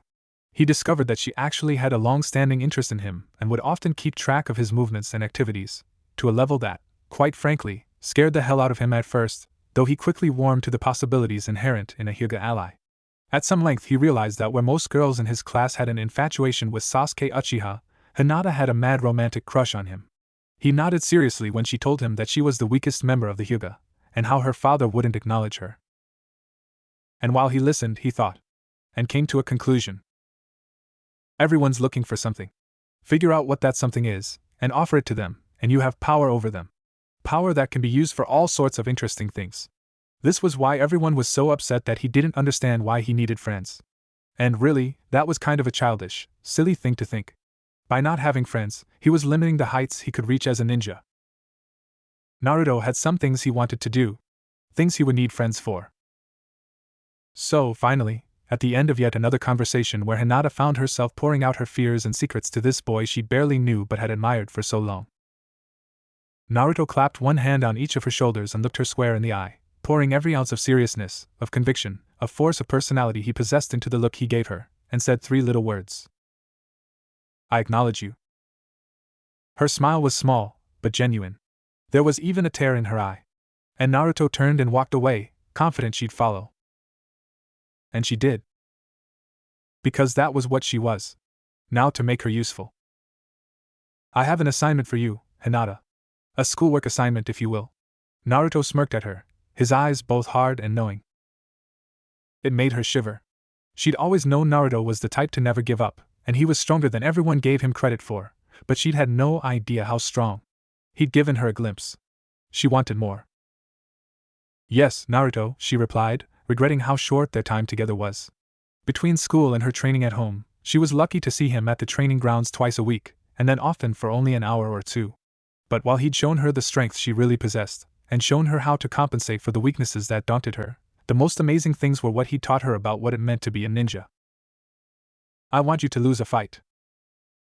Her eyes widened. His smile widened in that knowing way he had, as if he were twice her age rather than a few months younger. You've shown that you can hide your abilities, even from yourself. You've gotten better at learning what you're actually capable of. But you're still afraid of losing. You're still afraid of what people will think of you, right? Hinata wanted to protest, but Naruto seemed to know her better than she knew herself. And she knew that it wasn't a question he'd asked her. She nodded. People are often fools. They see what they want. He raised his eyebrow at her. In some cases, they see what they don't want. You're still afraid of failure. So you fail. Like a rabbit so afraid of the snake, all it can do is stare and shiver as the snake slithers up and eats it. You have to accept failure. Some of the time, you are going to fail. Ah, Naruto, but you've never failed when you didn't mean to, she said hesitantly. He shook his head. Actually, Hinata, I've failed a number of times. And I was really, really close to failing what I've been told is the most important lesson a ninja can learn. What's that? The importance of friends, he said with a tight smile. You're helping me learn that lesson. And I'm going to help you.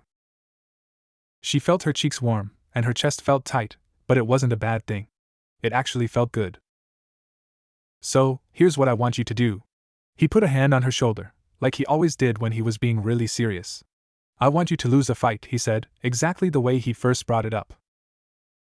I don't understand. Lose a fight, he repeated. I want you to pick a fight with someone at school. Someone weak. I want you to start a fight where you won't be the hero. And I want you to lose. But she started, then shut her mouth. What if her father found out? A Hyuga, losing a pointless fight, he'd be furious. There was no telling what sort of punishment he'd make her do. Naruto's eyes got hard as she made a word of protest, then softened as he saw her resolve firm. Yes, that's it, exactly. Whatever consequences will be, will be. We may lose a fight with an enemy one day. If so, we will die. It's as simple as that. But if you're afraid of dying all the time, you won't have the will to win. He was right. Wordlessly, not trusting herself to speak, she nodded. She would do it. Because Naruto told her to, and Naruto was always right. Now let's spar. Show me you know how to lose, and make it look good. She nodded, then paused. I think I made a mistake yesterday. Hmm? When I beat Shikamaru in that taijutsu spar, she explained softly. He looked surprised, and he had shifty eyes. I think he suspects I've gotten better. Naruto rubbed his nose. I was wondering about that. I watched the whole match.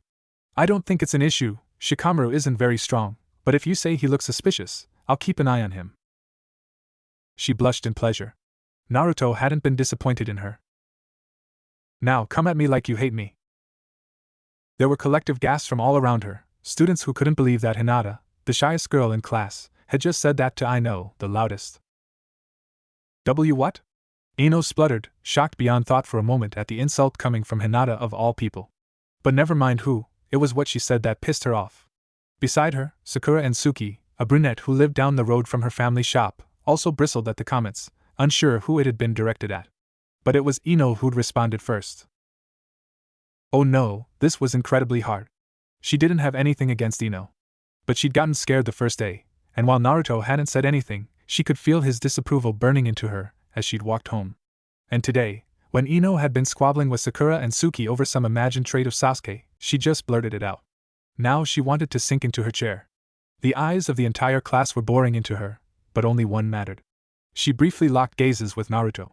He had a smile. I asked what you said, Hinata, Ino repeated, her voice low and dangerous. Or don't you have the guts to say it to my face? Taking a deep breath, Hinata steeled her nerves and mustered disdain into her voice. Sorry, I didn't realize you were deaf and stupid. I said, will the blonde screeching harpy Uchiha fangirl ever sit down and shut up? Which wasn't what she'd really said, having actually referred to all the stupid Uchiha fangirls. But since Ino made herself a target, she could paraphrase. Wow. It was really kind of neat watching the flicker of changing expressions on Ino's face as she went from pissed to completely irrational in the span of about 5 seconds. You bitch! Ino screeched, her voice hitting those high registers she was infamous for when she got mad. Hinata winced theatrically and dug a finger into her ear. Alright, I apologize. You can keep looking like an idiot as you throw yourself at Sasuke all you want. Just shut up, please, no one wants to hear it. Several people around her, all male, chuckled appreciatively. 2 were looking at her with raised eyebrows, and 1 was Shikamaru. He looked, it was hard to say, smarter than usual. Ino sputtered in fresh rage, then lunged abruptly. She barely made it 3 feet before people around her grabbed her and held her back. Hinata yawned, covering her mouth politely, and turned away as if bored.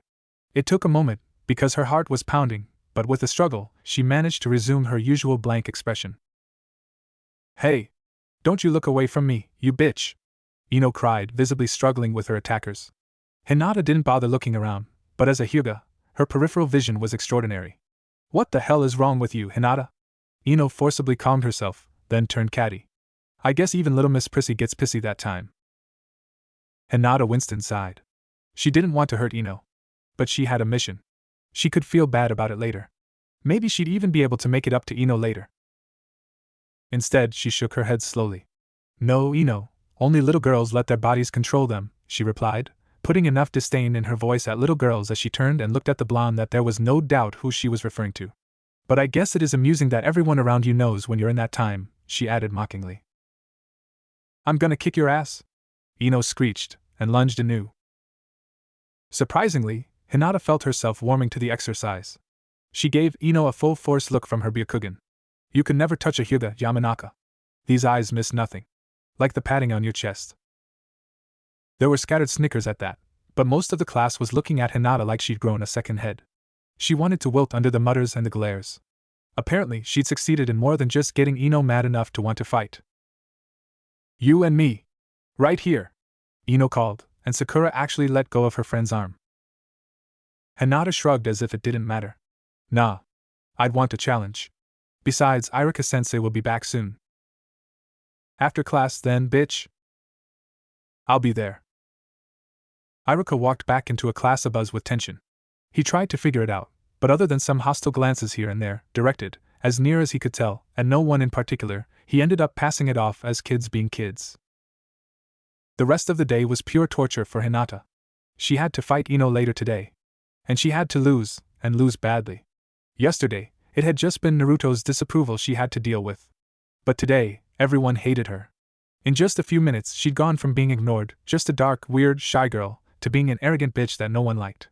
Even Naruto wait. Yes, he did look at her. And his face was just as stony and hateful as the looks everyone else was giving her. Then he winked at her. Fast. Just a flutter of his eyelid. And Hinata knew that the only person who mattered knew what she was doing. And approved. She could do this. She could. For Naruto. And herself. Alright, bitch, ready to get your ass kicked? Ino spat viciously. She'd spent the entire day stewing, getting angrier and angrier. To make her even more furious, Hinata seemed almost bored. Hinata, for her part, was anything but bored. In fact, she was incredibly nervous. Frightened, even, but she covered it up by concentrating on the weariness she felt from having been tense for 2 days straight. Instead of looking tired, though, she looked bored.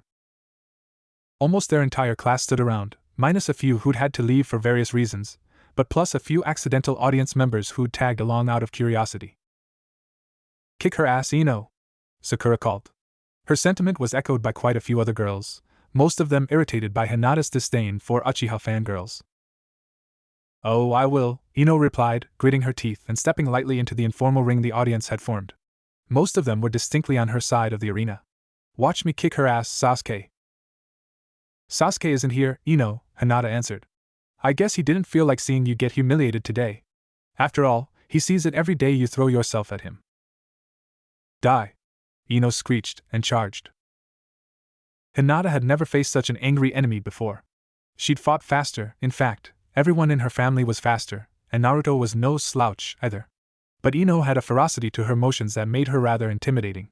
She dodged the first punch and slapped Ino's snap kick away on reflex, slipping into her training for an instant. And for a brief moment she saw it. She saw an opening as Ino stumbled away. She could hit the blonde full in the chest with a jukin, then dominate the fight from there. It was tempting. After all, Ino really wanted to hurt her. Hinata's hand flashed out then slowed. Ino leapt away, breathing hard and massaging her calf where Hinata had slapped it. Hinata shifted back to a normal standing posture, not a stance, her hands at her sides. Even without her Byakugan activated, she could have ended the fight. And for the first time, she understood what Naruto meant when he said hiding your abilities took more effort than displaying them. But she wasn't as good as Naruto. It was only through Naruto's guidance that she had become willing to hurt other people at all, which basically meant beating the hell out of Naruto in most of their practice sessions. Did she have anything to hide? Ino charged again, throwing a series of quick punches to her torso, forcing Hinata to clench her hands to avoid countering and dart to each side and backwards to avoid being hit. But I'm supposed to, she whispered to herself, stopping before she said anything Ino might pick up. She was supposed to lose. Because Naruto said so. It was her mission to lose. Ino's leg connected with her thigh with a meaty thwack as Hinata slowed for a moment. Pain lanced up her leg, and Hinata jumped to one side and rolled away, nursing her injured leg. The girl wasn't anywhere near as strong as Naruto, but she'd picked probably the worst, or perhaps the best, time to get hit.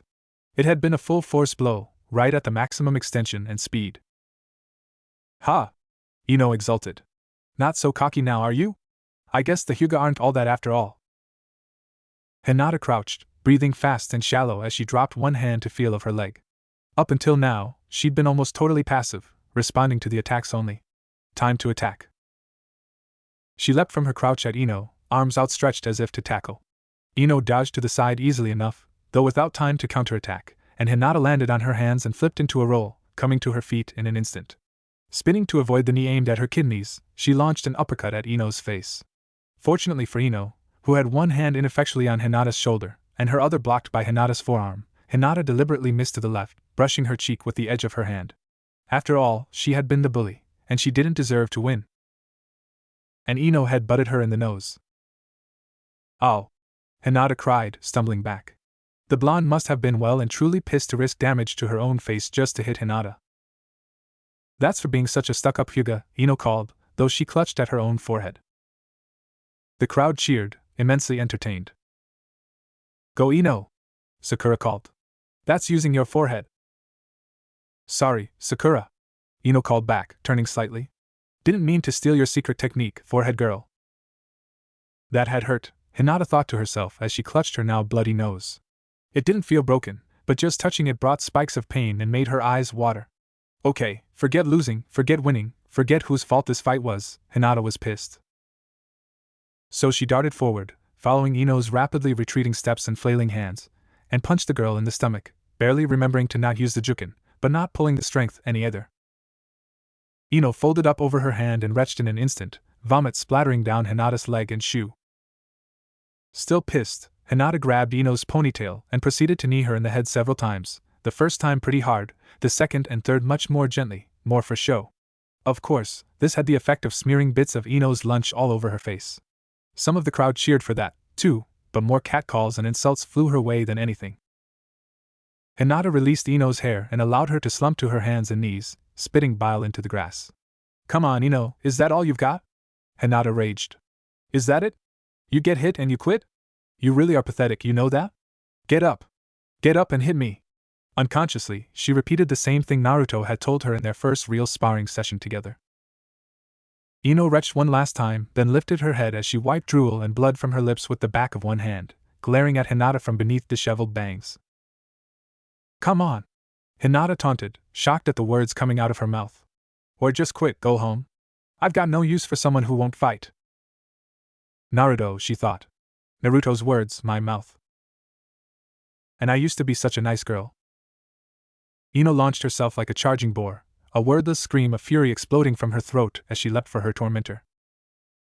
Not thinking, just knowing that it was time, she braced herself for the impact, holding out her hands to meet the rush. Ino planted one foot right before she hit, using that leg for extra power as she hit upwards, head down, arms outstretched. As a fighting technique, it sucked. But Hinata didn't move, she took it, head hitting between her breasts, arms wrapping around her, everything. The two flew together, and somehow Ino ended up with her knees in Hinata's stomach, driving the air from them with a tremendous oof as they hit, Hinata flat on her back. The first punch hit Hinata's bloody nose with a feeling like a starburst in her head. Everything was kind of muted after that, with Ino screaming imprecations and pounding fist after fist into Hinata's face, before finally, the screaming, snarling she-beast was pulled bodily off Hinata's limp body. Time passed. A number of figures surrounded her, hard to see through her swollen eyes, a strange sensation for a Hyuga. More time passed. The figures went away, except for one, who crouched down beside her. And he spoke. Today, I watched a girl do the hardest thing I've ever seen. Everyone wants to be the hero. Everyone wants to be right. But sometimes, we need to do things that aren't right. Because they have to be done. It takes a lot to be a bad guy when you don't mean it. It takes a lot to lose when you have to. Today, I watched a girl, a silly, blonde thing obsessed with boys and her hair, walk away from a victory, her bloody face held high in pride. She's probably never known a victory before. You gave her that, Hinata, and no one will ever know it but me. He paused, and bent down closer. Hinata wasn't sure, her lips seemed swollen and numb, but he may have kissed her. She'd have blushed, but her cheeks were turning an ugly shade of blue not suitable for blushing. Yours will be other victories. For now, enjoy your defeat, and know it was right. Moaning softly, Hinata allowed him to pick her up and carry her to the hospital. Naruto's kiss burned on her lips. Her father was furious, of course. For 3 weeks solid, he had her training from the moment she got out of the academy until she passed out from exhaustion. Of course, much of the training involved him, or her little sister beating the crap out of Hinata. Perversely, Hinata knew her father would actually be pleased with the strides she'd made. But she wasn't going to give him the satisfaction. A plan had formed in her mind. She was going to get through this. She was going to suffer every closure of her tenketsu, every juken strike, every 4-hour session stabbing 2-fingered strikes into the carefully labeled tarama target dummy that had to be replaced twice daily, training sessions that left her arms feeling like jelly and her head swimming. She was going to take the look on her little sister's face, the little sister she adored, the look that told her how disappointed she was in her big sister. And when she got through it, she was going to see Naruto again. She had seen failure. Now she wanted to see Naruto win. She wanted to be there with him. She didn't even bother to try and repair the damage her fight with Ino had done to her reputation. All of that was cast behind her now. She just wanted to be stronger, so she could keep up with Naruto. He had the skills. She'd fought him personally. He truly was one of the best in the class. She wanted to say the best, but even Naruto had impressed upon her that he didn't truly know how he compared in skill to, say, Sasuke. He just knew he'd win any initial confrontation with anyone of their level. So Hinata was going to get stronger too. And just like Naruto, she was going to hide her skill, even from her own father, who in her eyes was a pale substitute for Naruto, who cared about her. One day, Naruto would look at her with respect. One day, he would have love and tenderness in his eyes. She would give herself to him, and he would accept, and it would be glorious. One day, she'd be his wife. For now, she contented herself with being his girl. So she performed spear point strikes on the training dummies until her fingernails tore off from the constant impact with the densely packed reeds. She pushed her body to the limits as she slid away from incoming attacks, often deliberately just a little too slow to avoid being hit. She threw herself into training with everything Naruto had demanded of her, but with Naruto, she gave it to him willingly. With her father, she slid it under his nose. The thing that really got to her, though, the thing that made her eyes hard and cold like Naruto's, but only when she was on her knees on the dojo floor, gasping for air, her gaze averted down so no one could see, that thing was that her father, of all people, should be able to see through it. She wasn't as practiced at hiding herself away as Naruto was, and she avoided blows she shouldn't have been able to at her supposed skill level. There'd be a brief flicker of approval when she really went all out, and she hated it, and would let a simple strike leave her curled up and quivering in pain on the floor, just so she could see the disappointment in his face again. Her father should have known she was faking, but he'd already resigned himself that his oldest daughter was a failure. Getting beat by a nobody like a Yamanaka was simply proof in his eyes. Well, she'd show him. She wasn't his failure. She was Naruto's. You want me to what? He asked. I want everyone in the class to acknowledge you, Hinata replied. Naruto was mentally kicking himself for being caught verbally unprepared by such an odd statement from Hinata, but that paled in comparison to the magnitude of what Hinata was asking. He paused in their get-together sparring session to think. You taught me to stop being afraid of losing. You taught me that it's not about your place in the class, it's what you can do. She had also paused, giving him time to think. But you said what you have is a guaranteed first strike. I know you can beat anyone in our class. I just want everyone else to know it. He raised one eyebrow at her. Why? Hinata grew agitated. Because they disrespect you, she blurted. They think you're a joke. You're not. You're not. Don't you mean that they see you as a joke now? He replied calmly. Hinata shook her head furiously. No, I don't care about that. But you deserve to be seen as the best. The best, huh? What would it be like to be like Sasuke? Hated by nearly every boy in class? Fawned about by little girls with the most ridiculous crushes? But no, pretty much everyone would hate him for suckering them so completely, and again for having the gall to beat their precious Sasuke. He'd be unveiled. Rivals would spring up out of nowhere. No, better to stay anonymous. Naruto shook his head. No, Hinata, revealing myself would be pointless. We are shinobi, we keep secrets. Even from each other. But your grades. You're still getting low scores, she protested. What if they decide that you're not good enough to graduate, even though you're so skilled? Naruto smiled slightly and nodded. You're right, but you don't have to worry about that. The right people know. They won't fail me. But... No, Hinata, he interrupted darkly.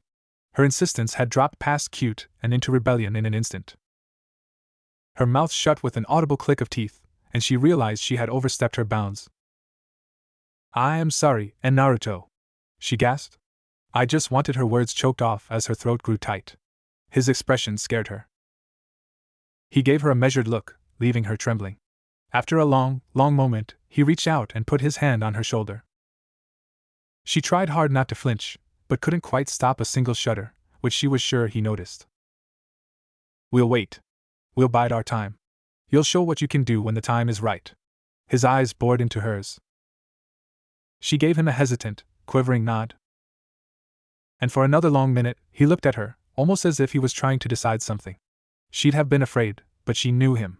She could see he was thinking about her, and even if he was angry, he was thinking about her. Finally, he spoke up once more.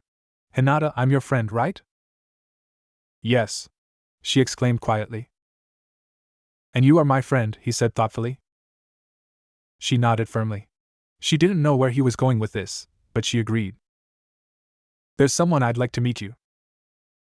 Hinata was a Hyuga.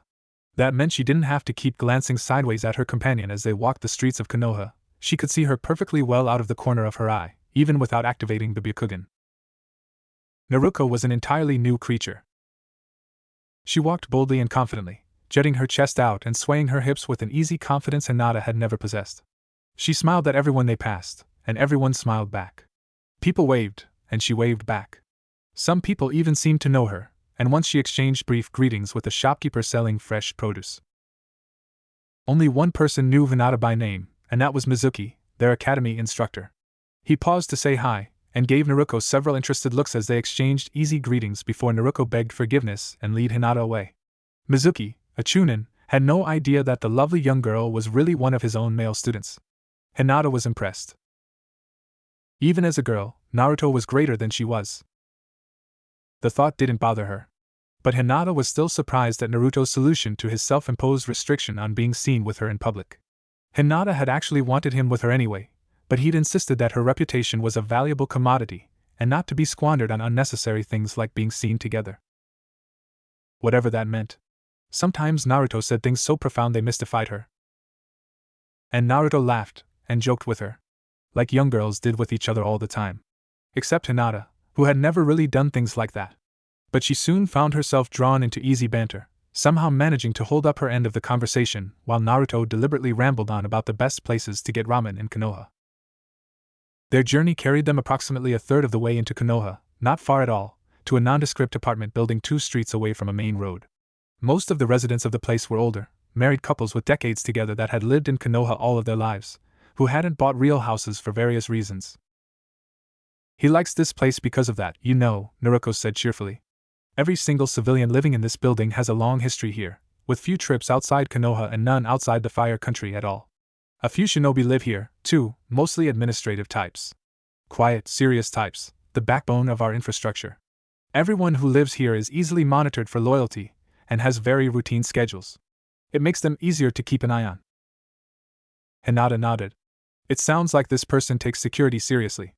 Paranoia, of course, being a silly way of describing what was a very real issue for ninja. He's very important in a not very well-liked section of Konoha's shinobi, Naruto replied with evident pride. He was the first person to ever Naruto said thoughtfully as he thought, acknowledge me. The door to the entrance hall was not locked, but Hinata caught glimpses of several eyes peeking at them, and knew that a number of people hidden behind curtains and blinds had noted their arrival. These people stick together, Naruto said aloud, noticing Hinata's darting glances as she somehow followed the furtive activity going on all around them. The arrival of 2 cute girls who have never been seen before but seem to know where they are going will provide gossip and speculation for weeks. But why would anyone want to live around gossips? Hinata wondered. Naruto shrugged, the motion setting her pigtails waving. Most are just civilians. The ones who aren't gossip in ways that keep the important stuff private. Or so I'm told. I haven't learned long-term infiltration techniques yet. You probably won't get a chance for quite a few years either, a voice said from behind them both. Your talents as a fighter mean you're not likely to ever be picked for a lengthy infiltration. Even if you do seem proficient with the appropriate jutsu. Hinata squeaked and whirled. But there was no one there. She glanced at Naruto, but the blonde girl was also glancing around, trying to spot the voice's owner, apparently also without success. Hinata, Naruto said quietly. Nodding, she formed seals. Byakugan. The world exploded, and she perceived everything at once. Hyuga vision was unique, with a much wider field of vision and the ability to focus on any part of it with perfect clarity. After channeling chakra to the eyes, however, the field of vision wrapped around their entire body, and she gained the ability to focus on more than one thing in more than one place, at a time. It took only a few seconds to spot the chakra, and only a little more concentration to see the entire man, wrapped in chakra which obscured him, as he stood casually to one side of the hall. Hinata spun in place, looking in the opposite direction, more at Naruto, if one was to judge by which way her eyes looked. Her hands blocked from the stranger by her own body, she crooked a finger into a hook, pointing at him through her body. Naruto nodded, then dropped his transformation, becoming a boy once more. Hello, Ibiki-san, he said formally, directing his words at the empty air. I have brought someone I'd like you to meet. The man was just suddenly there, but of course he'd been there all the time. Hello, Naruto-kun. It's been a while. Why don't you and your friend come into my apartment? I have tea. Thank you for the tea, Ibiki-san, Hinata said politely, easily falling into the formal manner he and Naruto used with each other. You are welcome, Hyuga-san, he replied, sitting down at his table with the two of them after having poured the tea. I'm glad you came. I have been hoping Naruto would find someone appropriate to become friends with for quite some time, now. Hinata blushed faintly. It is an honor, sir. Ibiki turned to Naruto, who looked faintly uncomfortable, at least to someone who knew him as well as Ibiki. I thought a lot about what you said, Naruto blurted. Ibiki raised an eyebrow, but said nothing, keeping his face that same silent, cool visage that broke countless numbers of his guests. Quickly schooling his expression to hide his nervousness, Naruto declined to continue, turning instead to his guest. Hinata-chan, you asked a question earlier about my real abilities. Ibiki-san knows what I can do better than I do. Please explain what I have advised about your father and sister. Giving him a doubtful look, she nevertheless sipped her excellent tea and cleared her throat nervously. Ibiki gave her an encouraging smile, though the effect was ruined by his horrifically scarred face. But despite her misgivings about spilling such a private issue with someone she just met, Ibiki was someone who awed even Naruto. She didn't know exactly who he was, but he must be special. So she explained her difficulty with the Hyuga family training. How her little sister, despite her age, was able to defeat, and indeed hurt her, in sparring sessions. And how her father had dismissed her as a failure. Ibiki didn't offer any sort of comment while he listened, and Hinata found herself admitting more and more, though nothing she hadn't told Naruto. In fact, the scarred man listened to her with the same quiet intensity that Naruto did. She could see that he was special to Naruto. She outlined Naruto's plan for her to gain ascendancy amongst her family, hiding her abilities until she was overwhelmingly stronger than those thought of as her betters. Then, after displaying her true prowess, her father would be humbled by her deception, and the upset amongst her family hierarchy would give her plenty of opportunities to secure her place. Ibiki sipped at his own tea. That is indeed a plan Naruto would advise. He is quite fond of deception tactics designed to make the enemy underestimate you. Naruto winced. Yes, though I believe those tactics are the most appropriate in both mine and Hinata-chan's situations. Why? We've discussed my situation before Naruto began, but was interrupted. Elaborate for your friend. Naruto paused, then took a deep breath and looked at Hinata. In my situation, the villager and many ninja are hostile for an unknown reason. I do not understand why. However, since hostility seemed more pronounced after my early successes, I decided to fake being a failure so that hostility was diluted to simple contempt, which allowed me greater freedom of movement. Once I have attained enough skill, personal opinions of the majority of the village will be outweighed by my usefulness, and I will gain influence accordingly. Ibiki smiled cryptically. And do you think you have gained enough skill? No, Naruto replied simply.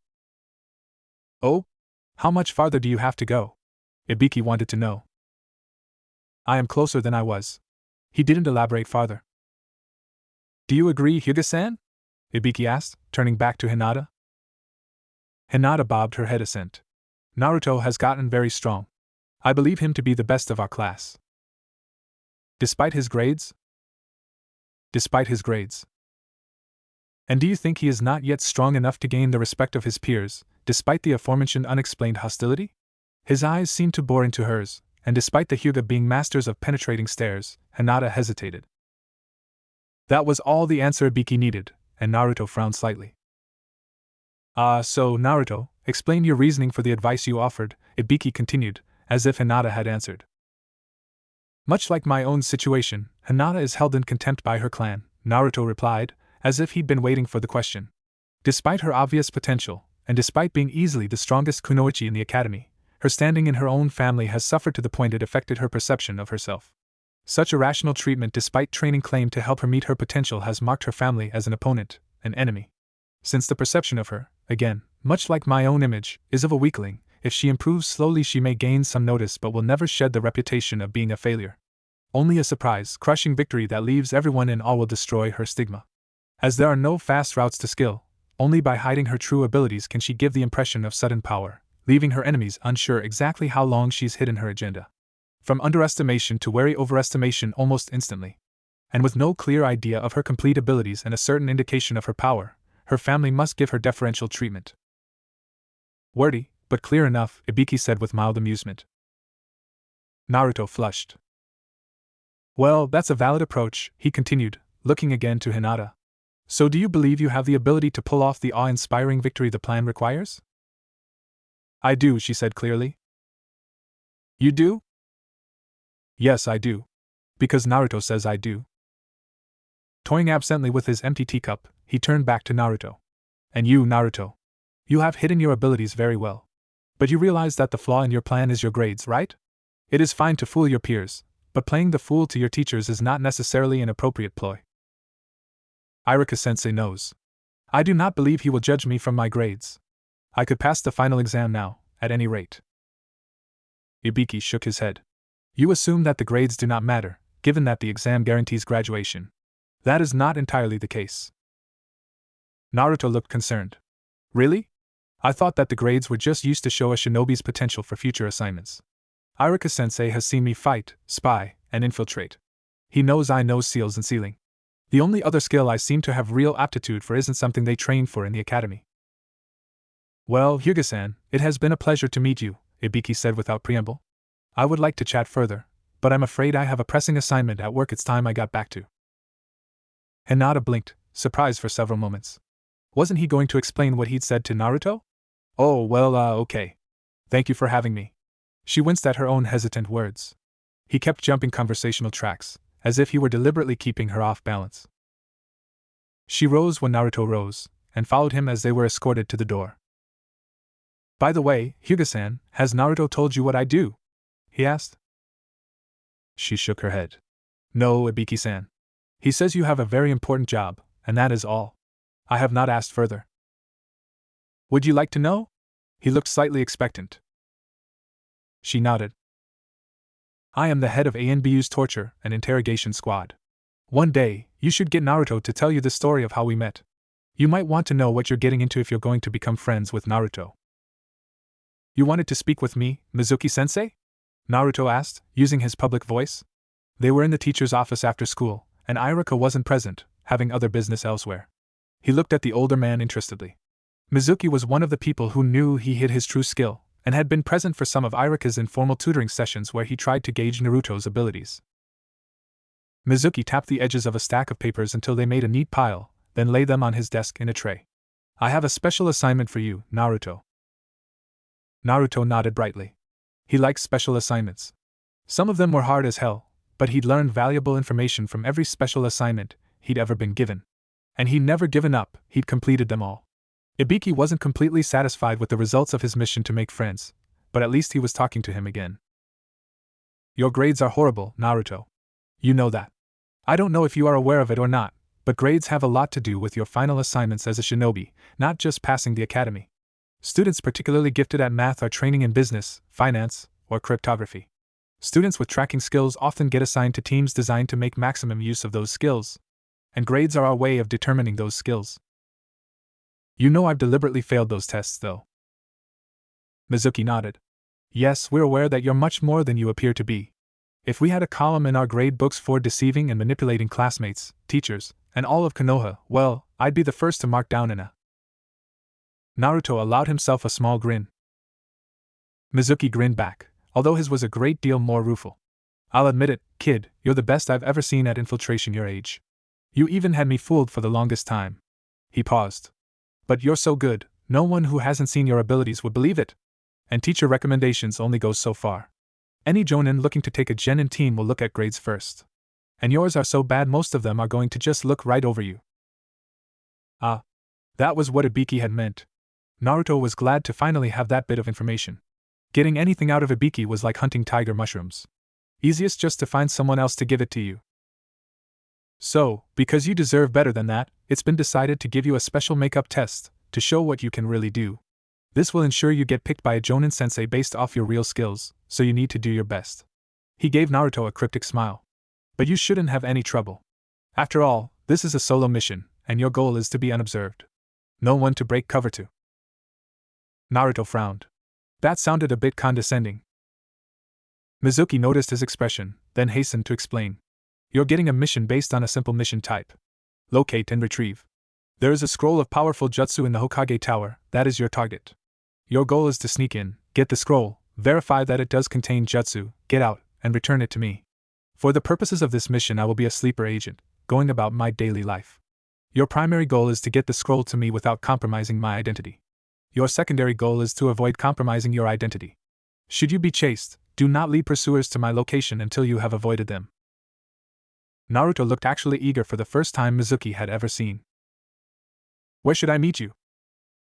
I will be waiting for you at Training Ground 6 at 1 in the morning. You have all evening and half of the night to complete your task. This is a difficult mission, Naruto said thoughtfully. What support do I have? It is a difficult mission. You don't think you make up for years of barely passing grades with just an essay, do you? Mizuki replied sarcastically. You have no support. Think of it this way, this mission is the result of a long series of near failures. Your only hope to make up for it is to complete your mission with distinction. No backup. No support but what you can create on your own. He gave the blonde a cruel smile. Of course, if you really aren't that good, I guess we can. No! Naruto all but shouted. I just wanted to be clear on the situation. I can do this. His eyes positively blazed. I will do this. Now tell me about the scroll. Where is it, and what does it look like? Naruto! Hinata called, running quickly over to the blonde girl carrying 2 shopping bags. Naruto looked up, surprised for a moment. He'd been so busy planning tonight's raid she hadn't noticed her approach. Oh, hi, Hinata-chan. What are you doing? She said brightly. Coming to find you, she replied, falling into step beside her. My father is busy today, so I got some extra free time. What are you doing? Shopping? Oh. Naruto considered that for a moment, thought about his mission, then decided it couldn't hurt. Guess what, Hinata, I've got a mission, she said, her voice breathy with excitement. I bought some clothes to help with the mission. A mission? What kind? Hinata asked. It's like homework. Mizuki-sensei gave me a special assignment to make up for all the bad grades I made. She paused and scratched her jaw. It's actually really hard, she admitted before brightening. I love it. Hinata smiled at Naruto's enthusiasm. He was usually so serious, but now that he had something to do, he was as bright and happy as he always was pranking people in class. Really? That's great, Naruto. She enthused. What are you supposed to do? Naruto glanced around at the people on the street, then motioned for Hinata to follow. They soon found themselves on a rooftop overlooking a deserted alley.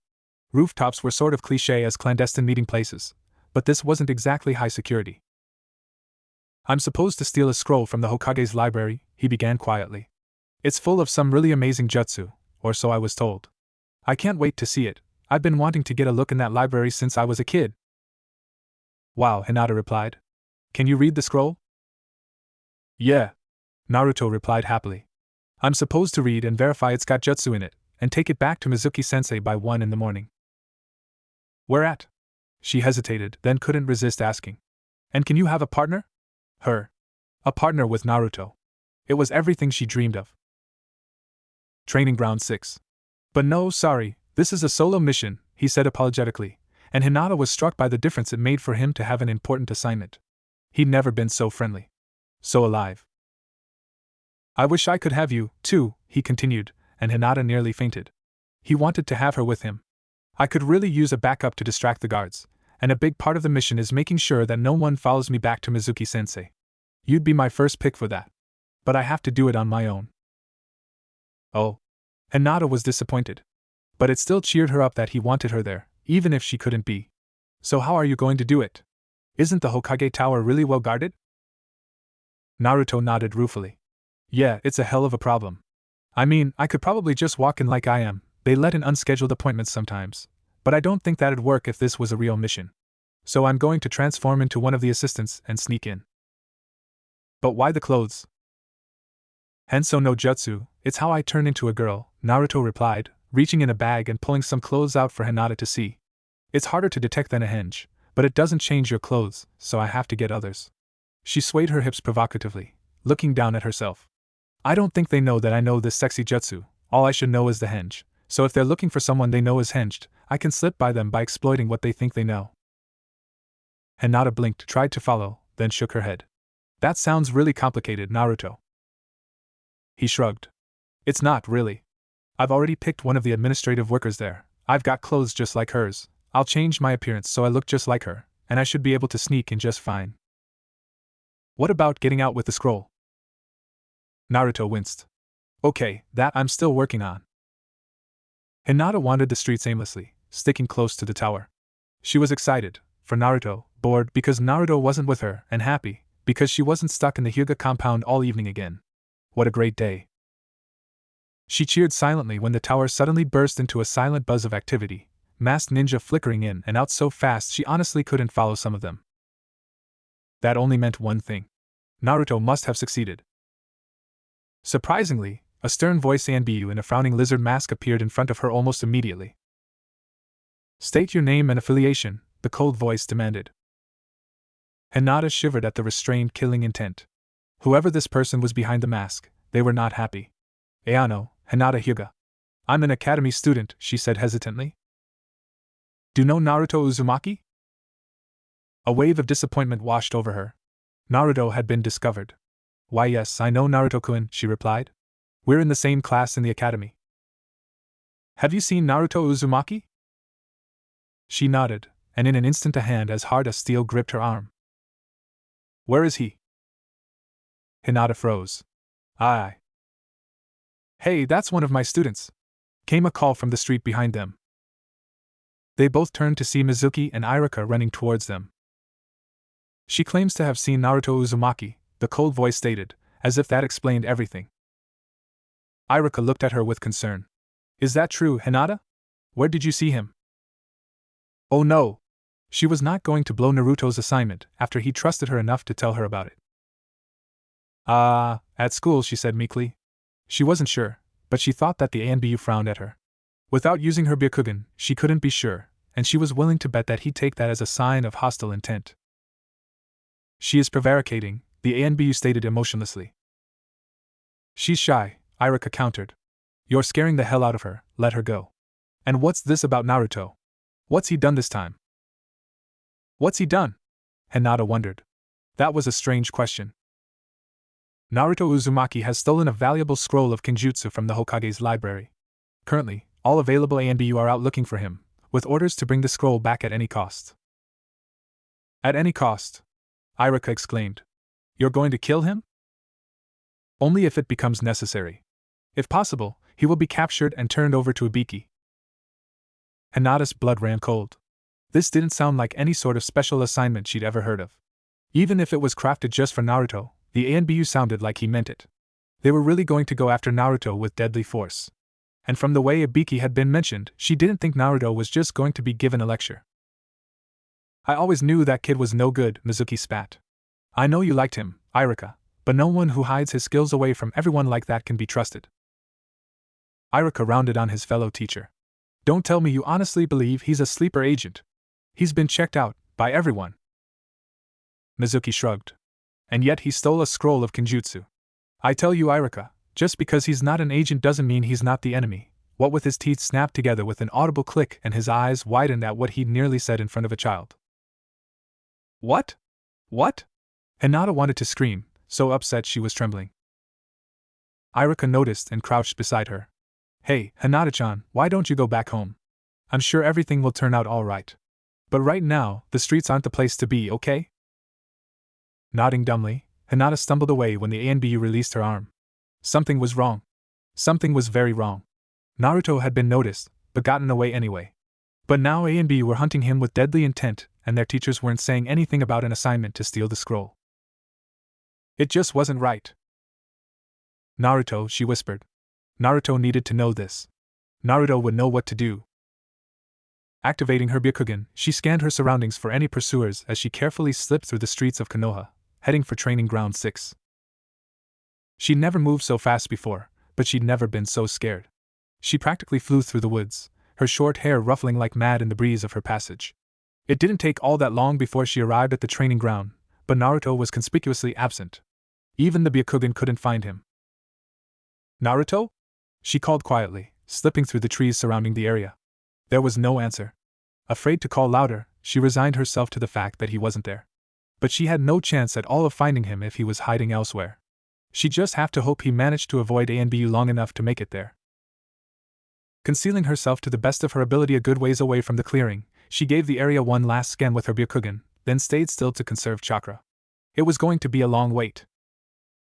Wow, this jutsu is amazing, Naruto exclaimed quietly to himself, so caught up in reading the scroll he momentarily forgot he was hiding. Chagrined, he popped his head above the thick camouflage cloth and glanced around nervously. It had gotten dark while he'd read, and he hadn't noticed because he'd been reading by the light of a tiny pocket flashlight beneath the concealing cloth. Today was the best day ever. A fascinating mission, difficult, but possible, and he'd pulled it off and gotten out without being caught. And now, he had this scroll of the most incredible jutsu he'd ever heard of to study. Unfortunately, nothing really made much sense. Most of it was variations on jutsu he'd never heard of, and while he could read the instructions, they were useless if you didn't know the originals. The flaming mud katan/doton jutsu looked like a really powerful offense, but he didn't know any katan or doton jutsu, much less the A ranks he needed. But there were so many techniques, although most of them were sealing jutsu. Here was one for sealing someone's soul, although the warnings that it invariably meant death for the user made him skip it over in favor of learning something more useful. Here was another, which he found considerably more interesting: how to create scrolls that could summon people or animals. And another was a description of how contract summoning techniques could be modified by changing the seals so that only part of the animal was summoned. The example used was toads, and Naruto could see how summoning just the extendable, sticky tongue of a giant toad would make a useful and unpredictable weapon. But he didn't have a summoning contract, so the point was kind of moot. He didn't spend much time reading the jutsus after he realized that he wouldn't be able to use them. But the best one he'd found was the first one on the scroll. Kagebushin no Jutsu. A real clone who could fight and act and camouflage you while you fought? That was so perfect it might have been made for just him. And he could actually learn it. Dismissing everything else the scroll offered, Naruto had fell to studying with a will. And with a start, he realized it was almost time to meet Mizuki. With regret, knowing that the scroll still had much to offer, he rolled it back up and hung it on a cord behind his back. The mission was what was important, after all.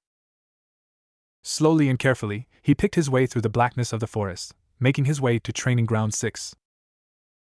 There was no one there. Good. He was early anyway. It'd give him another few minutes to read over the other jutsu. He had just sat down at the edge of the woods when a faint call reached his ears. "What? Hinata?" he asked, replied. "What are you doing here?" "Naruto," she hissed, her agitation making her louder than she wanted to be. "Something isn't right. I came to find you." His blood ran cold, and for a moment everything dwindled to a point. Something wasn't right.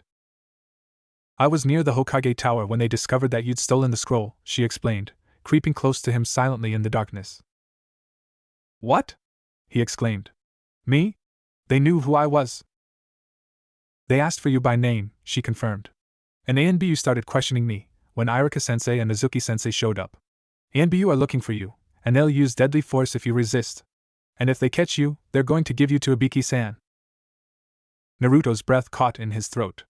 "Looks like resisting is the best option, then," he said faintly.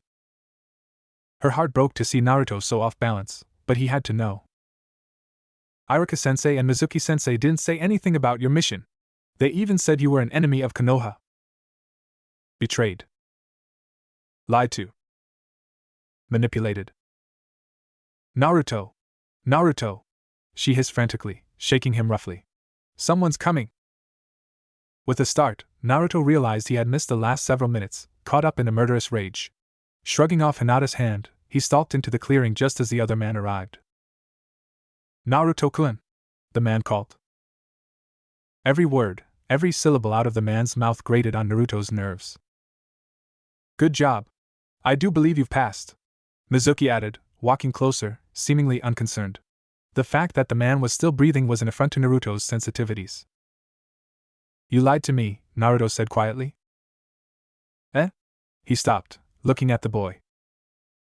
"You lied to me," Naruto repeated louder. "You lied, and you betrayed me." The last came out high-pitched, almost like a whine. Mizuki jumped back, warily. "Figured it out, huh? Not bad." He smiled cruelly. "But not good enough to pass. You're entirely too late now." "Why?" Naruto cried, his voice anguished. "Why would you and Irika-sensei do this? I trusted you. I trusted you," he wailed. Mizuki laughed. "For a smartass, you're pretty dumb, ain't you? I wanted the scroll, obviously. So I conned you into getting it for me. Easy." He chuckled again. "All I had to do was dangle a special assignment in front of you and you jumped in head first. You may be pretty smart, kid, but you're so wrapped up in how intelligent you are that you forgot something." Naruto was trembling, and one hand slowly felt its way behind his back, reaching for the hilt of his poisoned wakizashi. Mizuki gave him a look of pure contempt. "This is a ninja village. You think you're the only one hiding something? Fool. And now, since you've brought me the scroll, manage to get all the blame placed on yourself, and I'm now all alone here in the woods, just like you are the rest of the time. I'll kill you, take the scroll, and anyone finding your corpse will decide that you passed it on to enemy ninja, but were betrayed and killed to tie up loose ends." He smirked, pulling a huge shuriken from a bundle on his back. "Maybe you could learn something from your sensei, if you paid attention once in a while. Now Dai!" He hurled the shuriken at Naruto's torso. Naruto dived to the side, then sprang at his hated enemy, his dripping blade hidden in the darkness as he lunged, trying to bury it in Mizuki's throat. Mizuki slapped his hand aside, and his follow-up punch bounced off the wide blade of another shuriken the Chunin readied. He slashed with the oversized blade in return, overpowering Naruto's block and scoring a slight cut on his forearm. Naruto's counter kick slapped satisfyingly into Mizuki's thigh, but did little real damage as Naruto scrambled backwards, throwing a handful of regular shuriken at the Chunin, who blocked easily with his huge version. Mizuki whirled his arm, throwing the shuriken at Naruto, who again dodged hastily, but didn't ready another one instantly. Naruto charged, then jumped high for all he was worth as the blade, guided by a wire, looped through the air and returned, nearly taking his leg off as it passed. Mizuki caught it easily, then held it high as Naruto fell towards him, his curved blade ringing against the thick steel. And Mizuki lashed out with an elbow, catching Naruto in the ribs, sending him flying and causing him to lose grip on his blade. "Too bad you never fought like that in class, Naruto?" Mizuki said conversationally, catching the hilt of the tumbling knife. "What the hell? Is this poison?" he exclaimed once the smell of the thick gum on the blade hit his nose. "You do have surprises up your sleeve, don't you? What else you got?" Naruto gasped for breath, holding his stomach for a moment as he climbed to his feet. He eyed the Chunin warily. "Yeah, I have a few left. Tell me what you think of this one." He formed a seal. "Kagebushin no Jutterk." He stared at the hilt of the knife, driven into his chest just below his collarbone. "One last lesson, kid," Mizuki said, readying his shuriken. "Don't give away your intentions in a fight. If you'd acted normal when I first showed up, you might have had a chance at me when I took the scroll." Naruto twitched violently and fell to his knees, feeling the poison of the tiger mushroom coursing through his body. Cramps seized his stomach, and bile spilled from his mouth, though he didn't have the muscle control to vomit. A scream built in his throat, but it came out as only a high moan. Mizuki stared at him dispassionately. "Figures an evil little bastard like you would pick a nasty poison. I bet that hurts." Owewa. Naruto moaned, his arms and legs twitching violently as he hugged his stomach and writhed on the ground. Mizuki chuckled. "This is actually kind of entertaining. I bet there are a lot of people in the village that would like to see you like this, demon." He chuckled. "To think, I'd be the one to actually kill the Kyuubi no Kitsune." He cocked one ear at the boy moaning in agony. "Oh, what's that? Something else you never figured out? Why everyone hates you? It's because you've got the nine-tailed fox in you, kid. You're evil. You're a demon. No one's ever figured out why the Hokage let you live." Naruto gasped something and squirmed on the ground. Mizuki bent lower. "Huh? What's that, kid? What are your dying words?" The blade of the second wakizashi wasn't poisoned, but it was over a foot of razor-sharp steel, and it went in and out of Mizuki's calf like it was butter. An involuntary, full-body twitch twisted the blade, and Mizuki's hasty hop away caused it to tear through the muscle and fly out of Naruto's hands at the same time. "Ah! You little demon! I'll kill you!" Mizuki snarled, crouching 20 feet away as he checked the damage. His Chunin vest produced a cloth bandage which he quickly wrapped around the wound, which bled badly. "I said," Naruto gasped, struggling to his knees for a brief moment before falling over again, "kill before you gloat."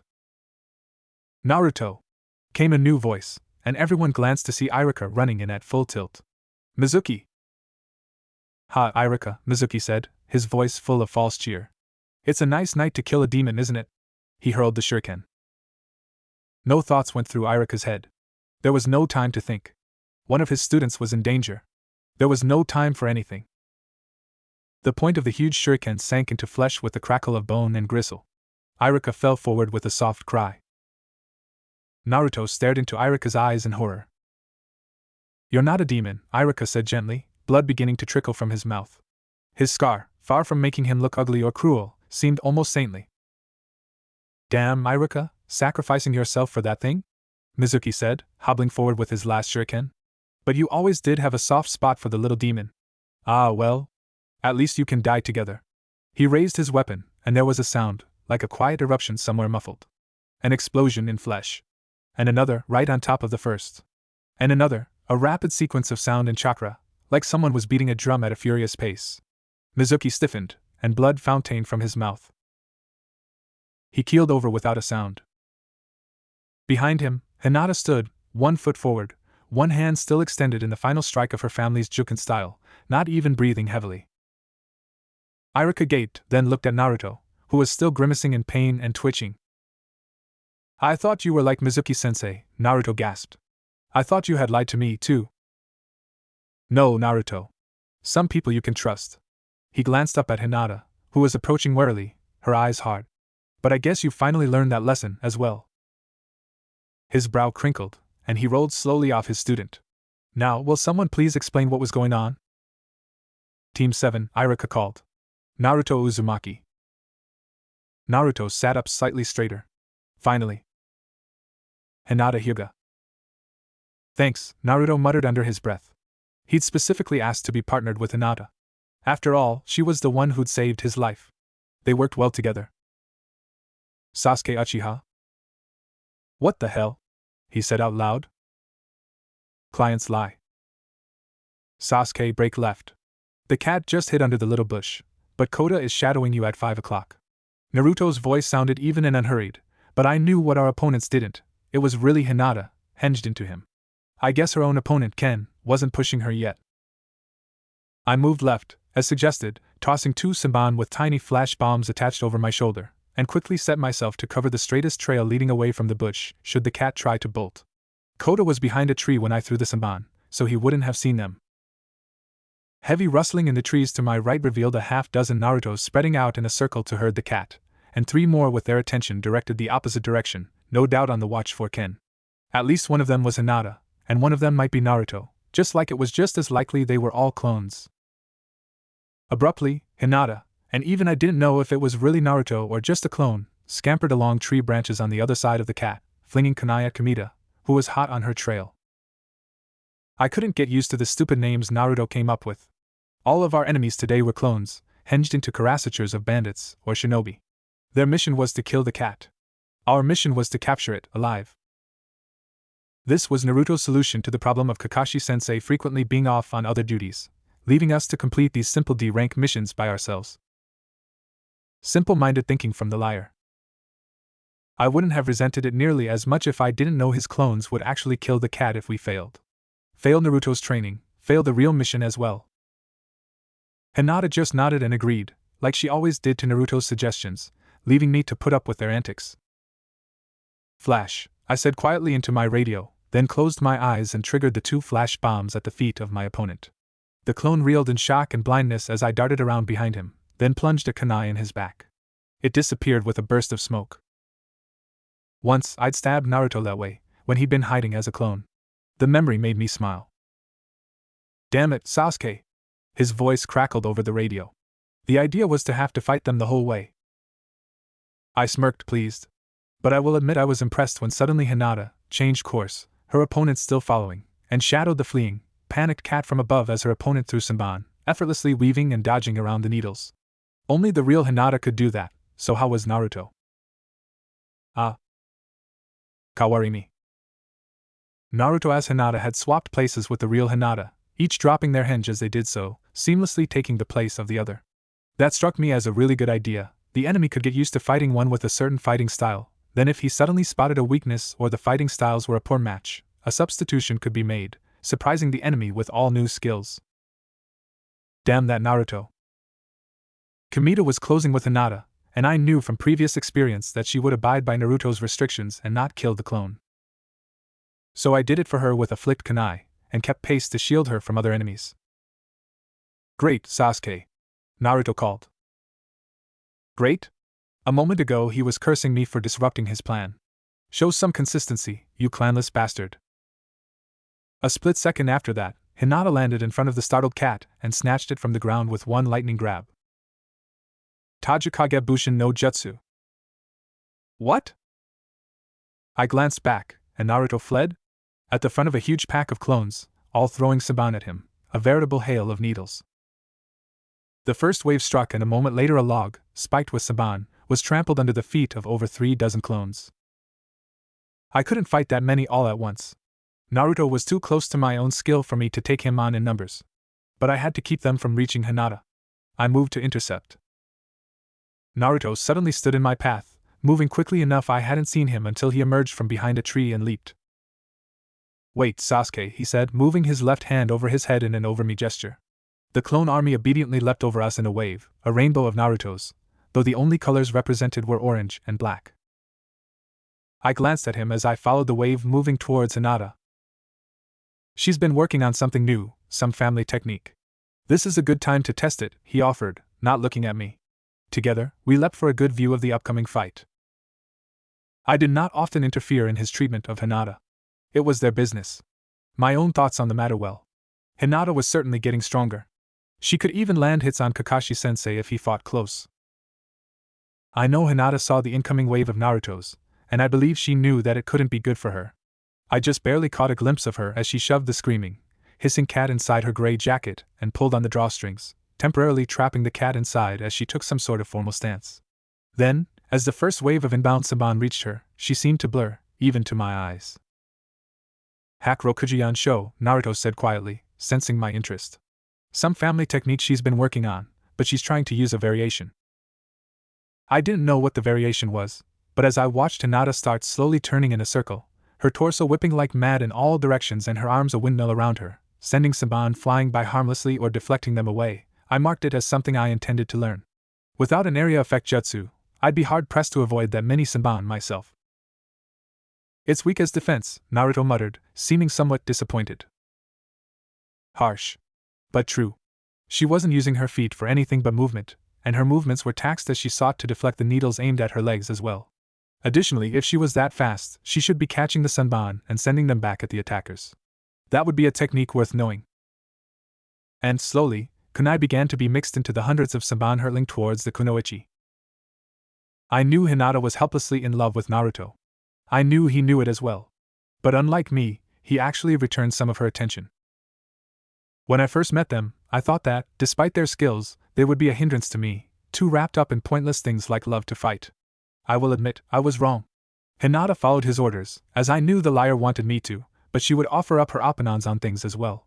And no one, not me, not Kakashi-sensei, was harder on her when training. Here I stood, watching Naruto do his best to kill the girl in love with him. He'd do it too. I had no doubt. A smile tugged at my face as I imagined myself throwing the kunai and some of the more insistent girls who chased me in the middle of that rain of steel.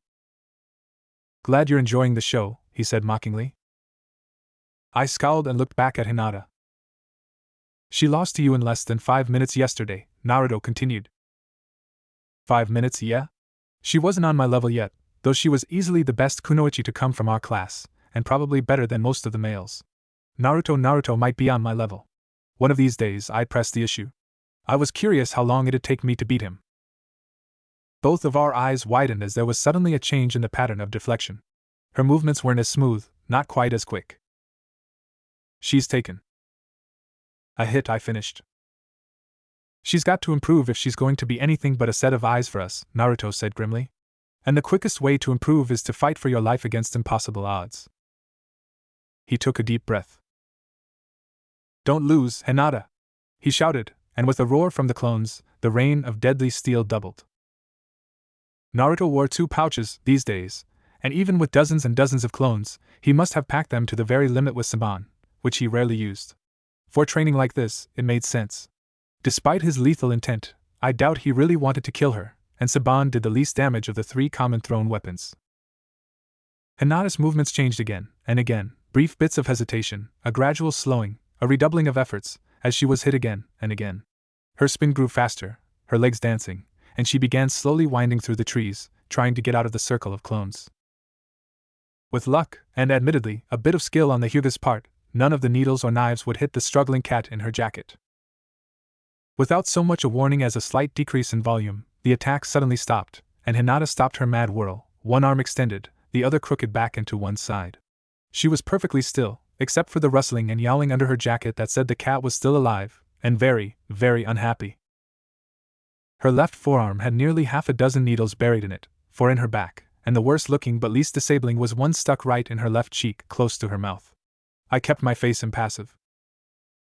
"Way to go, Hin." She exploded into motion, and suddenly, For a shining moment, the air was alive with Simban flowing outwards, and then she wasn't there anymore. 24 clones died in an instant as the Simban hit, their speed leaving Hinata's hands far greater than anything the clones had managed. And then she was among them, and she began to kill. Naruto's words choked off, then he recovered. Not bad. I suppose that makes up for the pitiful technique. And she kept the cat safe, so we didn't even fail the mission. I frowned at him. The fool really needed to come up with a way to train his pet kunoichi that didn't run the risk of us failing a mission. Even I did not intend to be on a team that failed missions. Hinata landed in front of us heavily. Naturally, since she had to be exhausted. With quick, jerky movements, she opened the front of her jacket, removed the flailing cat, and hurled it at Naruto with a convulsive movement. Naruto came alive as the cat flew at him, and with a deftness close to my own, the cat was quickly wrapped up in cloth and tied, only its screaming head left in the open. Hinata sank to her knees and breathed heavily. I saw that all of the Simban, even the ones in her back, had been removed already, doubtlessly thrown at the tormenting Naruto clones. The little hole in her cheek was bleeding. Her lips were red with her blood, and with her pale skin framed in dark hair, she looked like a geisha with powdered skin and painted lips. It actually looked good on her. Naruto pulled medical supplies from his black and orange jacket. Come on, let's see how bad it is. Hinata hesitated, looking at me. Odd. But after that inscrutable look, she slipped off her jacket. Oh, that was it. Instead of a normal shirt, underneath she wore fine armored mesh, and a brief, very brief, set of wrappings around her breasts for support. I was reminded forcibly that she also had the largest breasts of any kunoichi our age.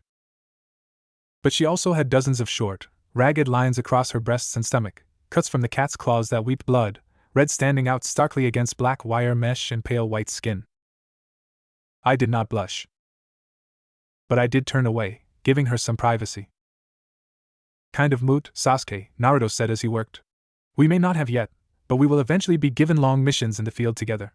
Can't turn your back on a comrade. Any halfway decent ninja would look for an opportunity like that. From the sound of things, I believe he slipped her mesh armor off, and then I could swear I heard cloth rustle as chest wrappings fell away.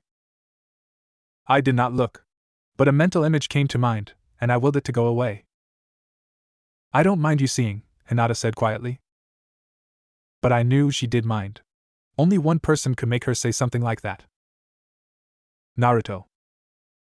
I had to get out of here. I'll carry the cat back and turn it in, I volunteered, picking up the squirming feline. Wait, we're supposed to complete missions as a team, he protested, but I was already leaping away. I think we made him uncomfortable, Hinata-chan? Naruto said lightly as they watched the last Uchiha flee through the trees. Hinata nodded shyly and swallowed the hot, coppery blood leaking in from her cheek. She was blushing furiously, and if anything, that made the hole in her cheek bleed even more. Fortunately, despite the fact the needle had pierced her cheek, she'd actually caught it with a snap of her jaw, which kept it from burying itself in the back of her throat or knocking out teeth. Naruto sighed theatrically. I swear, that guy is so uptight, if you shoved a lump of coal up his ass and showed him a tit, you'd have a diamond. Hinata giggled at the thought, then hissed as Naruto applied a harsh-smelling antiseptic ointment to the ragged scratches on her breasts and stomach. But other than tightening her muscles at the sting, she made no motion to get away, resist, or even cover her chest, even when his calloused thumb traced a long, curving cut that came within an inch of her left.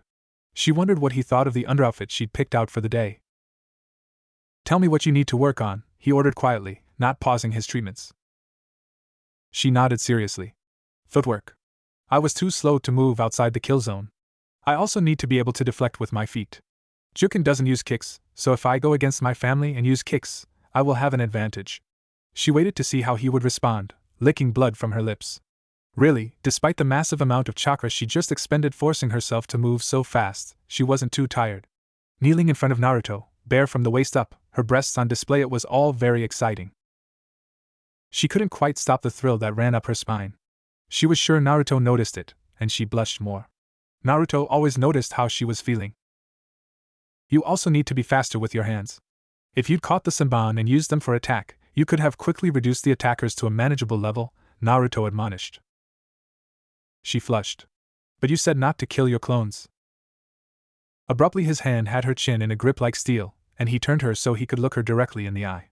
When your life is on the line, rules do not matter. Do what it takes. Her white eyes watered, and her breath came in short hitches and gasps. She nodded as best she could with her chin in his hand. I need you, he added after a moment, his grip easing, his face softening. Don't die on me now. Her heart skipped a beat. He leaned in and kissed her, licking her own blood from her lips with his tongue. She would have swooned, but Naruto didn't put up with that sort of behavior. He let her go. His lips were stained red. So how much damage did you take in your arm? He asked, breaking the spell. She gasped, then touched her lips, her finger coming away tinged pink. Oh. Very little. I couldn't catch them all, but I could move where they would hit and cause the least damage.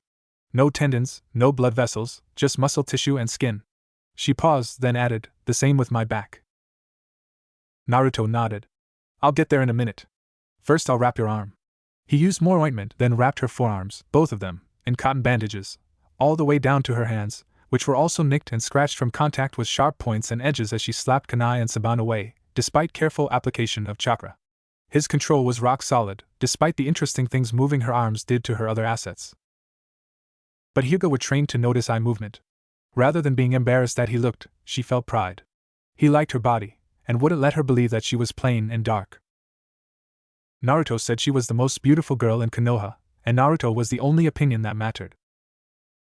Her back he took his time with, massaging medicine into the deep muscle tissue of her back while she lolled her head in obvious pleasure, and as he applied sticky bandages to each of the puncture wounds, he kissed the side of her neck. She arched the side of her neck into his kiss as the massage turned from working soreness out of her muscles into gentle caresses that left her skin pricking and sensitive.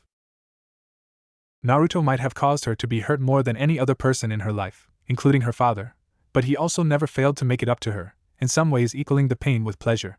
She had lost her body modesty months before. Now, she just wanted him. He slid around in front of her again to dress her cheek, dabbing a powdered blood-clotting agent into the hole in her cheek, which stopped the bleeding almost instantly. Her good behavior faded, though, as she began stroking her cheeks against his hands as he attempted to dress the wound, her eyes half-lidded as she kissed his fingers. Blood and medicine and the faint fishy tang of the blood-clotting agent, and Naruto kneeling there, looking at her with that mature, ageless face she loved so much. He smiled at her as he finished, then held his arms wide in invitation. She practically swarmed into his lap. Despite being slightly shorter, he always made her feel like the most petite girl wrapped in his big strong arms. He chuckled good-naturedly at her antics as he turned the conversation over to Sasuke and how they would deal with him, and she missed the predatory gleam in his eye, despite her focus on him. She'd already offered herself to him. One day, he'd take her. Hinata woke gasping and flushed, biting her sheet as she writhed on her narrow futon. For several long moments, all she could do was lie there, breathing deeply until her heart calmed. Wow. Now that was a dream. But it was starting to get light outside, and she could use the labeled training dummies while most of her clan were still asleep.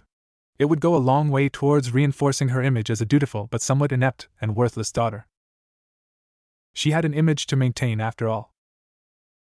So leaving her sweaty, tangled sheets behind, she slipped on a pair of shorts and a shirt and stepped into the cool morning, leaving behind her dreams of how she and Naruto would christen his office desk when he became Hokage. I woke up to the sound of a rock bouncing off my window. Repressing a groan, I rose and grabbed my clothes, intending to slip out the front while the annoying person stared at my window. No such luck. Hey Sasuke! Wake up! Oh, it was Naruto. Well, it certainly could have been worse. Last time this happened, it was some brown-haired academy girl in glasses, with a scroll of poetry she'd written about me. Creepy. It wasn't even that bad of poetry. Kunoichi training or not, it took some talent to have a passage with the line "I want to bathe you with my tongue in iambic pentameter." Was even kind of sensual. But creepy. Yes, definitely creepy. Oh, Uchiha! The tapping on my window grew faster, and with some irritation I twitched the curtains out of the way to reveal Naruto hanging off the outside wall, rapping with one knuckle. Instead of his usual orange and black clothes, he was wearing shorts and a white t-shirt. What? I asked, not bothering to hide my irritation. How would you like a free meal? He asked seriously. I just looked at him. Oh, come on, I'm offering you a job, not trying to seduce you, he complained. At least open the window and hear me out. HN. I walked away to start getting dressed. I usually showered at night. Kept my bed cleaner. Damn it, Sasuke! I put on a fresh shirt. I didn't have to see him to imagine that frustrated expression he put on when things didn't go the way he wanted, though, since I wasn't looking, I wondered if he bothered. Alright. Just listen. You've got to be tired of these pathetic D-rank missions Kakashi's giving us, right? HN. He took that as encouragement. Yeah, me too. So I've been doing a little reconnaissance, a little mission planning. And I think I know what mission we're supposed to get today.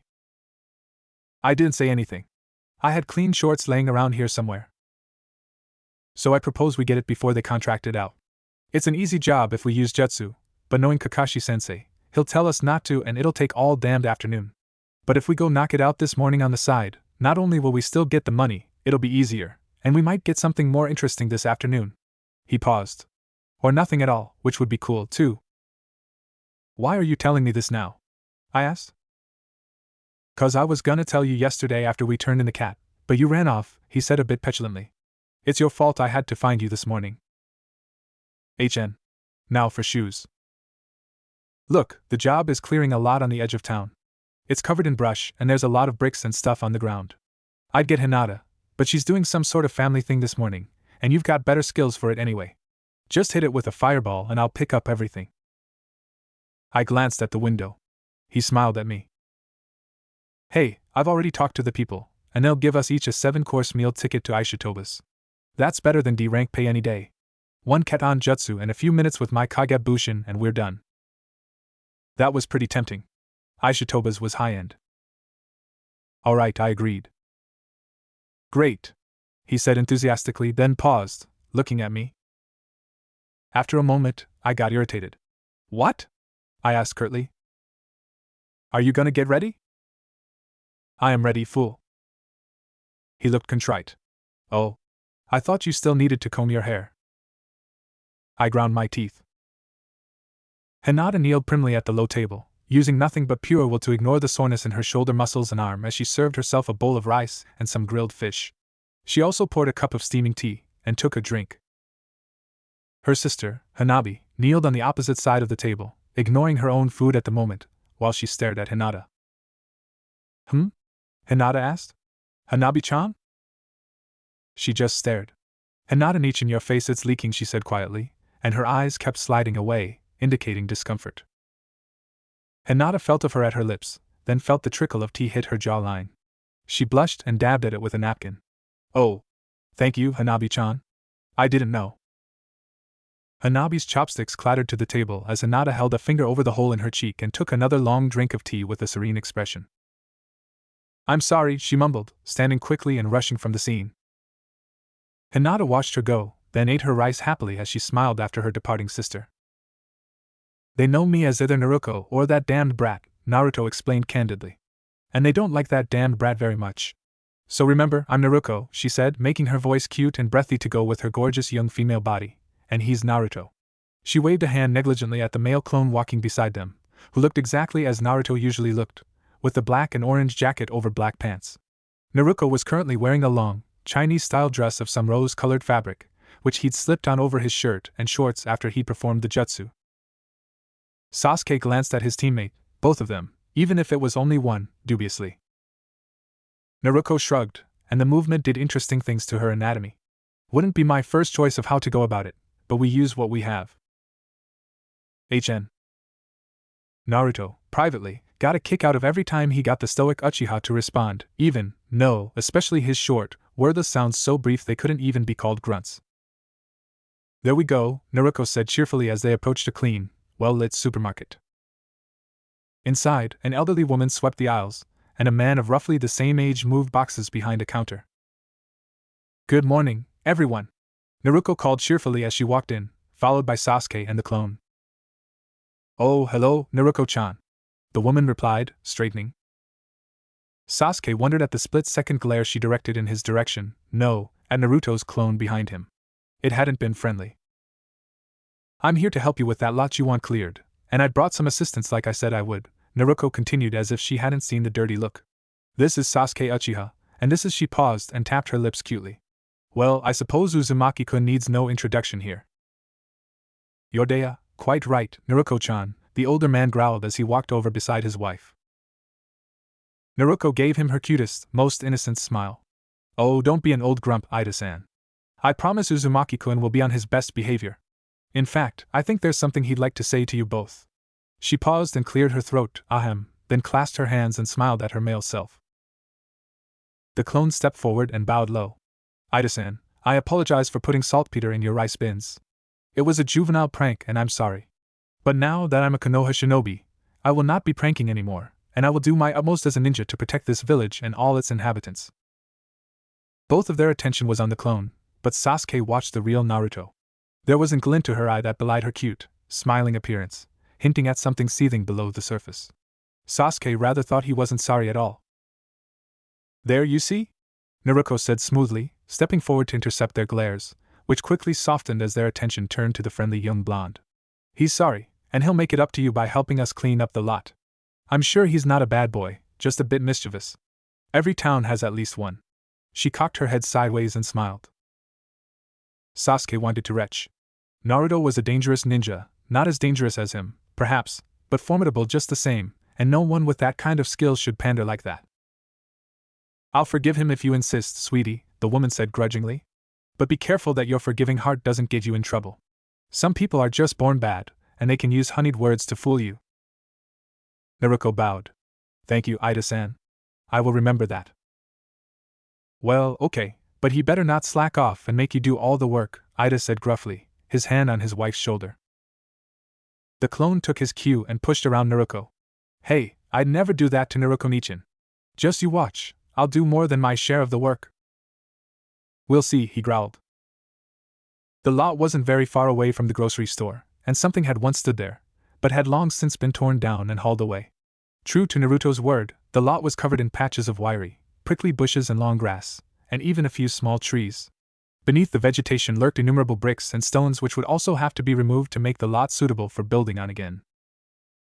Naruto and Sasuke walked in silence, while Naruko kept up a cheerful, meaningless conversation with Ida, demonstrating a detailed memory of their grandchildren, as well as his backaches and the Ida matriarch's bursitis. Despite the wrongness of his teammate turning himself into a simpering female, Sasuke had to respect the effort and skill shown. If they ever went on a mission that needed someone to go in undercover, he was sending Naruto.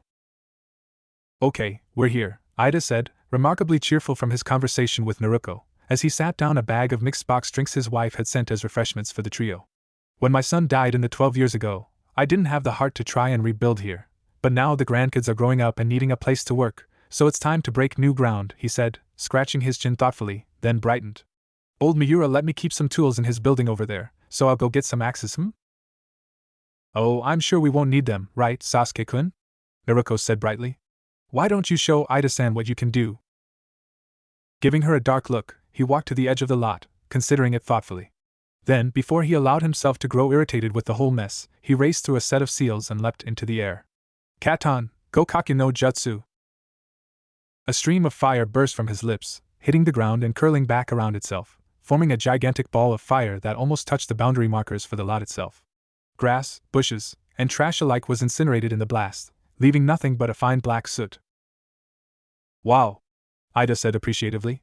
You are strong, young man, but I guess that's to be expected of a member of the famous Uchiha clan. He nudged Naruko, who bent willingly with his touch and took a step away, as if unbalanced. You've got yourself a fine boyfriend there, Naruko-chan, he said, grinning. Sasuke's head whipped around in shock. I hope he treats you to a nice night on the down in addition to Aishitoba's for your date, he continued. Oh, don't tease me, Ida-san, Naruko replied playfully. Sasuke-kun is a bit too young for me, after all. Besides, I already have someone. Oh? The old man replied, clearly intrigued. What's the name of the buck who's captured our dear Naruko-chan's heart? Sasuke watched as Naruto giggled, and put her hand on the older man's chest. Ida-san, a lady does not kiss and tell. She winked. Besides, it wouldn't be appropriate at this stage in our relationship. Before he could reply, she turned to the others. Uzumaki-kun? Could you tell me if the stones are cool enough to pick up now? For a moment, he wondered why Naruto kept referring to his male self with the more formal last name, then decided it didn't really matter, and put it out of his mind. The clone, for his part, picked up a scorched stone thoughtfully, then nodded. Sure, Naruto-nichan. They're warm, but not hot. He smirked at Sasuke. Now it's my turn. Kagebushin no Jutsu. How it was a clone, damn it. Naruto might be able to create hundreds of clones, but a single clone shouldn't be able to do it. Admittedly, the clone barely produced 24 copies of itself, but it still spoke of a hidden power. When they'd done their brief tree-walking exercise the third day they'd spent with Kakashi-sensei, he told them all that Naruto made up for his lack of a powerful bloodline like the other two by having more chakra than all of them combined, even including Kakashi himself. It didn't make him a better fighter, but it did mean he didn't get tired like the others. A useful trait in a teammate, Sasuke would admit. The small army of clones spread across the lot and immediately began picking up stones and bricks, under the doubtful eye of Old Man Ida. See? Naruto said brightly. I told you he was useful, and wanted to make amends. Now if you'll excuse me, she took over a section of the lot close to them, and also began picking through the rocks. Sasuke felt the old man's eyes come to rest on him for all of about a second before he HN'd and stalked forward to pick up rocks with Naruto. What an annoyance, he'd just been brought in to use a fire jutsu, not scratch through the dirt and get sooty. At one point he could swear he caught a glimpse, some shred of intent, like someone was watching from a nearby building. But despite covert glances around, he couldn't spot anyone. It was probably just a Konoha ninja checking to see who was using a flashy technique like the Grand Fireball. Whole or usable half-bricks went in a pile in one corner, everything else went to a steady stream of clones making runs to the edge of town to scatter the rocks where they wouldn't get in anyone's way. Wow, good job, Naruto-chan, Ida said appreciatively about 15 minutes later, when most of the work was done and only a few clones remained scratching around for the smaller rocks. I have to admit, I wasn't sure if I should let you have the job, but you did a better job than I could have expected if I'd paid for a shinobi team. Naruto giggled, and much to Sasuke's surprise, blushed on cue. Oh, I wouldn't say that. I just wanted to help out. Sasuke had stopped, and was waiting patiently for their little exchange to finish, but while he did so, he noticed something. One of Naruto's clones had a sour expression on his face, like he was tasting something foul. Ordinarily, Naruto guarded his expressions like precious treasure, and Sasuke knew that everything he said and everything he did was an act, no matter how smooth or perfectly delivered it was. Sasuke was no fool, he saw Naruto for the accomplished liar he was. But that clone, the one raking dirt into a large hole left behind by a section of wall, had an open, unguarded expression that spoke of barely restrained hostility. Deep inside his heart, Naruto must really not like the guy. Interesting. Sasuke would remember that little flaw in the Kagebushin. He smiled benevolently at her. Well, you certainly did. And here is your reward. He pulled out 2 slips of paper, meal tickets to Aishitoba, and handed them to her. Thank you, she replied brightly. I'll just give these to the boys and… Wait, you're going to give yours to the Uzumaki brat? He spluttered, interrupting her. She put on a confused expression. Well, of course. He did do a lot of the work. I didn't do anything at all. But he began, then sighed and nodded. You're right, Naruto-chan. You're absolutely right. His expression firmed. But don't you think you didn't do anything, you were a big help to me. In fact, here. I've actually got another one, but I want you to have it. He wagged a finger at her as he pulled another ticket out. And no giving it away, okay? Thank you, Ida-san. She gushed. I don't deserve it. You do, now take it, with our blessing, he said, closing her hand around the ticket. Naruto-nichan, the clones called. We're done. And all but one popped out of existence. And just in time, too, she called back at herself, before turning back to her employer. Well, Ida-san, thank you very much for letting me help. She glanced at Sasuke. Knowing his cue, and resenting it anyway, Sasuke sketched a short bow and murmured thanks. Yeah, thanks, old man. Glad I could help you and Naruto-nichan. No hard feelings, alright? He bowed and thanked them in return, and if his movements were a little stiff and his smile a bit tight, no one called him on it. Naruto waved one last time as they walked away, together. You split yourself in 2, so he'd pay you twice as much, Sasuke said without preamble. Naruto grinned at him and tapped the side of her head. Sasuke shook his. Always thinking, Naruto. She giggled and cocked her head sideways, for all the world to see as a cute, airhead young blonde. Beware the stupid act. It is, after all, just an act. HN. He glanced at her. You really hate those people. It wasn't a question. Naruto didn't trip, didn't make any sort of outward indication of surprise, but there was something, a hesitation, a tension, that spoke volumes to Sasuke. His first impulse was to deny it, but Sasuke wasn't the type to just fish for information without being pretty sure of himself. So he'd respect his teammates' deduction skills. A more genuine, but cruel, smile twisted her sensuous lips. Yeah, I wanted one for Hinata-chan, but I really just wanted to screw the old man out of more money. Aishitoba's is gonna taste sweet. They walked along in silence for a moment as Naruto handed payment over to his teammate. Saltpeter? Sasuke wondered what would make Naruto go so far as to steal another man's sexual potency. Naruto grinned. Every day for almost a year and a half, before he got wise and hired someone to catch me. His wife thought he was just old and impotent. Sasuke shook his head, but a tiny smile tugged at the corners of his mouth. Tiger penis and rhinoceros horn soup doesn't do a whole lot of good when it's loaded with saltpeter, but it still costs the same. It was sort of tame, for revenge. Nothing at all like what Sasuke would perform when he got the chance. But there was still a certain artistry to it he could admire, and from various comments and rumors about what had really happened to Mizuki-sensei, Sasuke suspected Naruto was capable of more. Sasuke Kyuin? With a start, he glanced around, shaken out of his musing. Oh hell. Two young girls sprinted towards him from several blocks away, one leggy blonde, one shorter, with pink hair.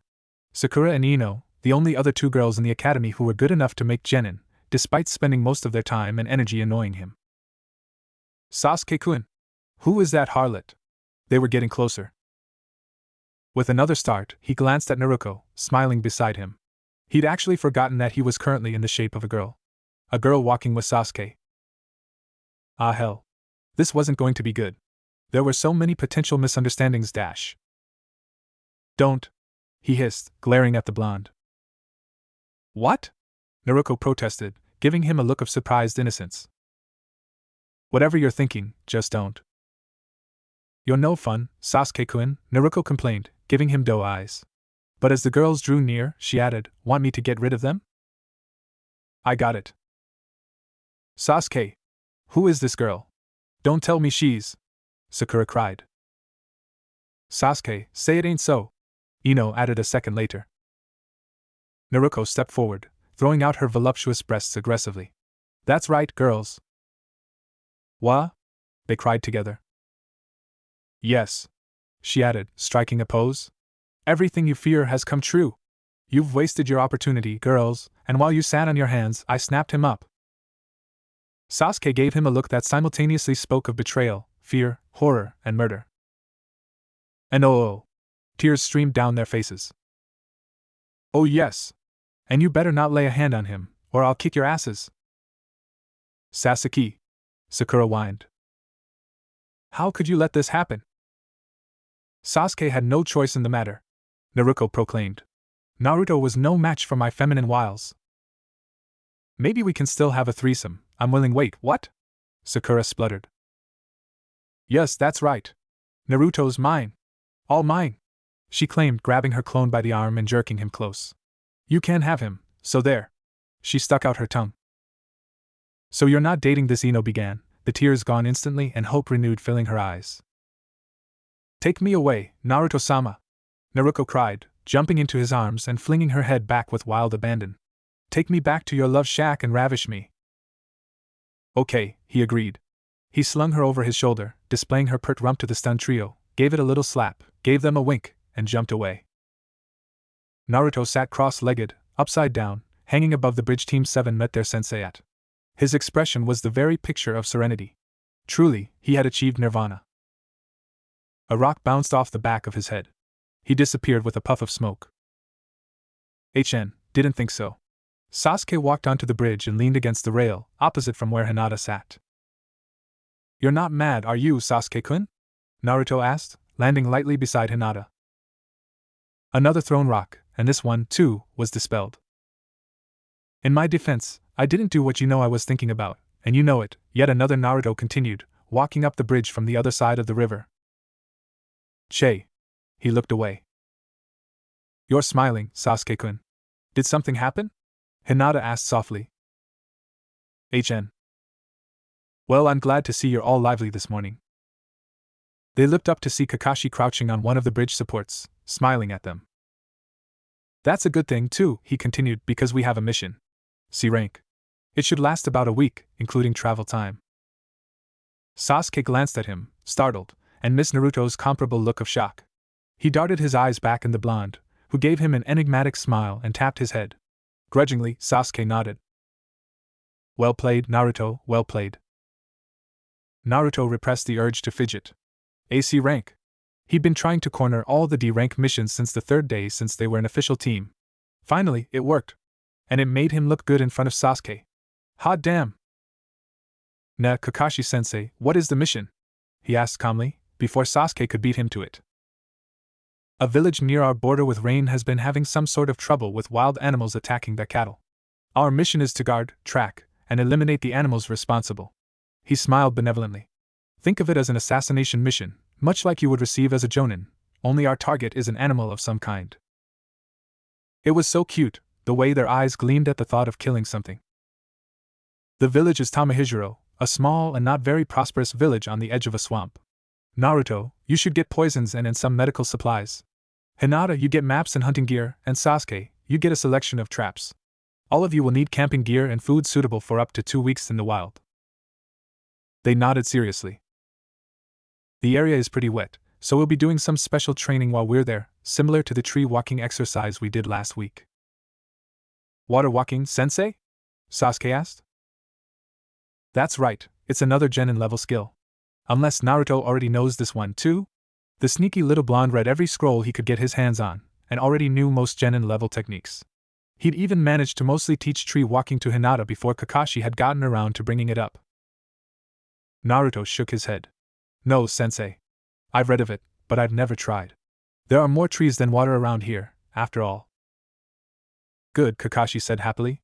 We'll all learn something, now won't that be fun? He paused, and his voice deepened, his demeanor becoming more serious. Oh, and one more thing. You might want to prepare yourselves. Some of you might not come back alive, or at the very least, you will see horrible things. The animals that have been attacking the cattle, no one knows what they are.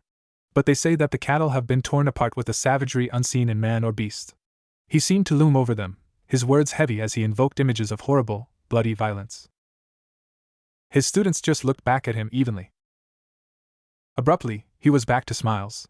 Ma, that's what they say anyway. You have until noon to get ready. Meet me at the gate of Konoha, and don't forget anything. They all nodded solemnly and jumped away, hurrying to their assigned tasks. Kakashi shook his head and sighed. Why did they give me all the homicidal ones?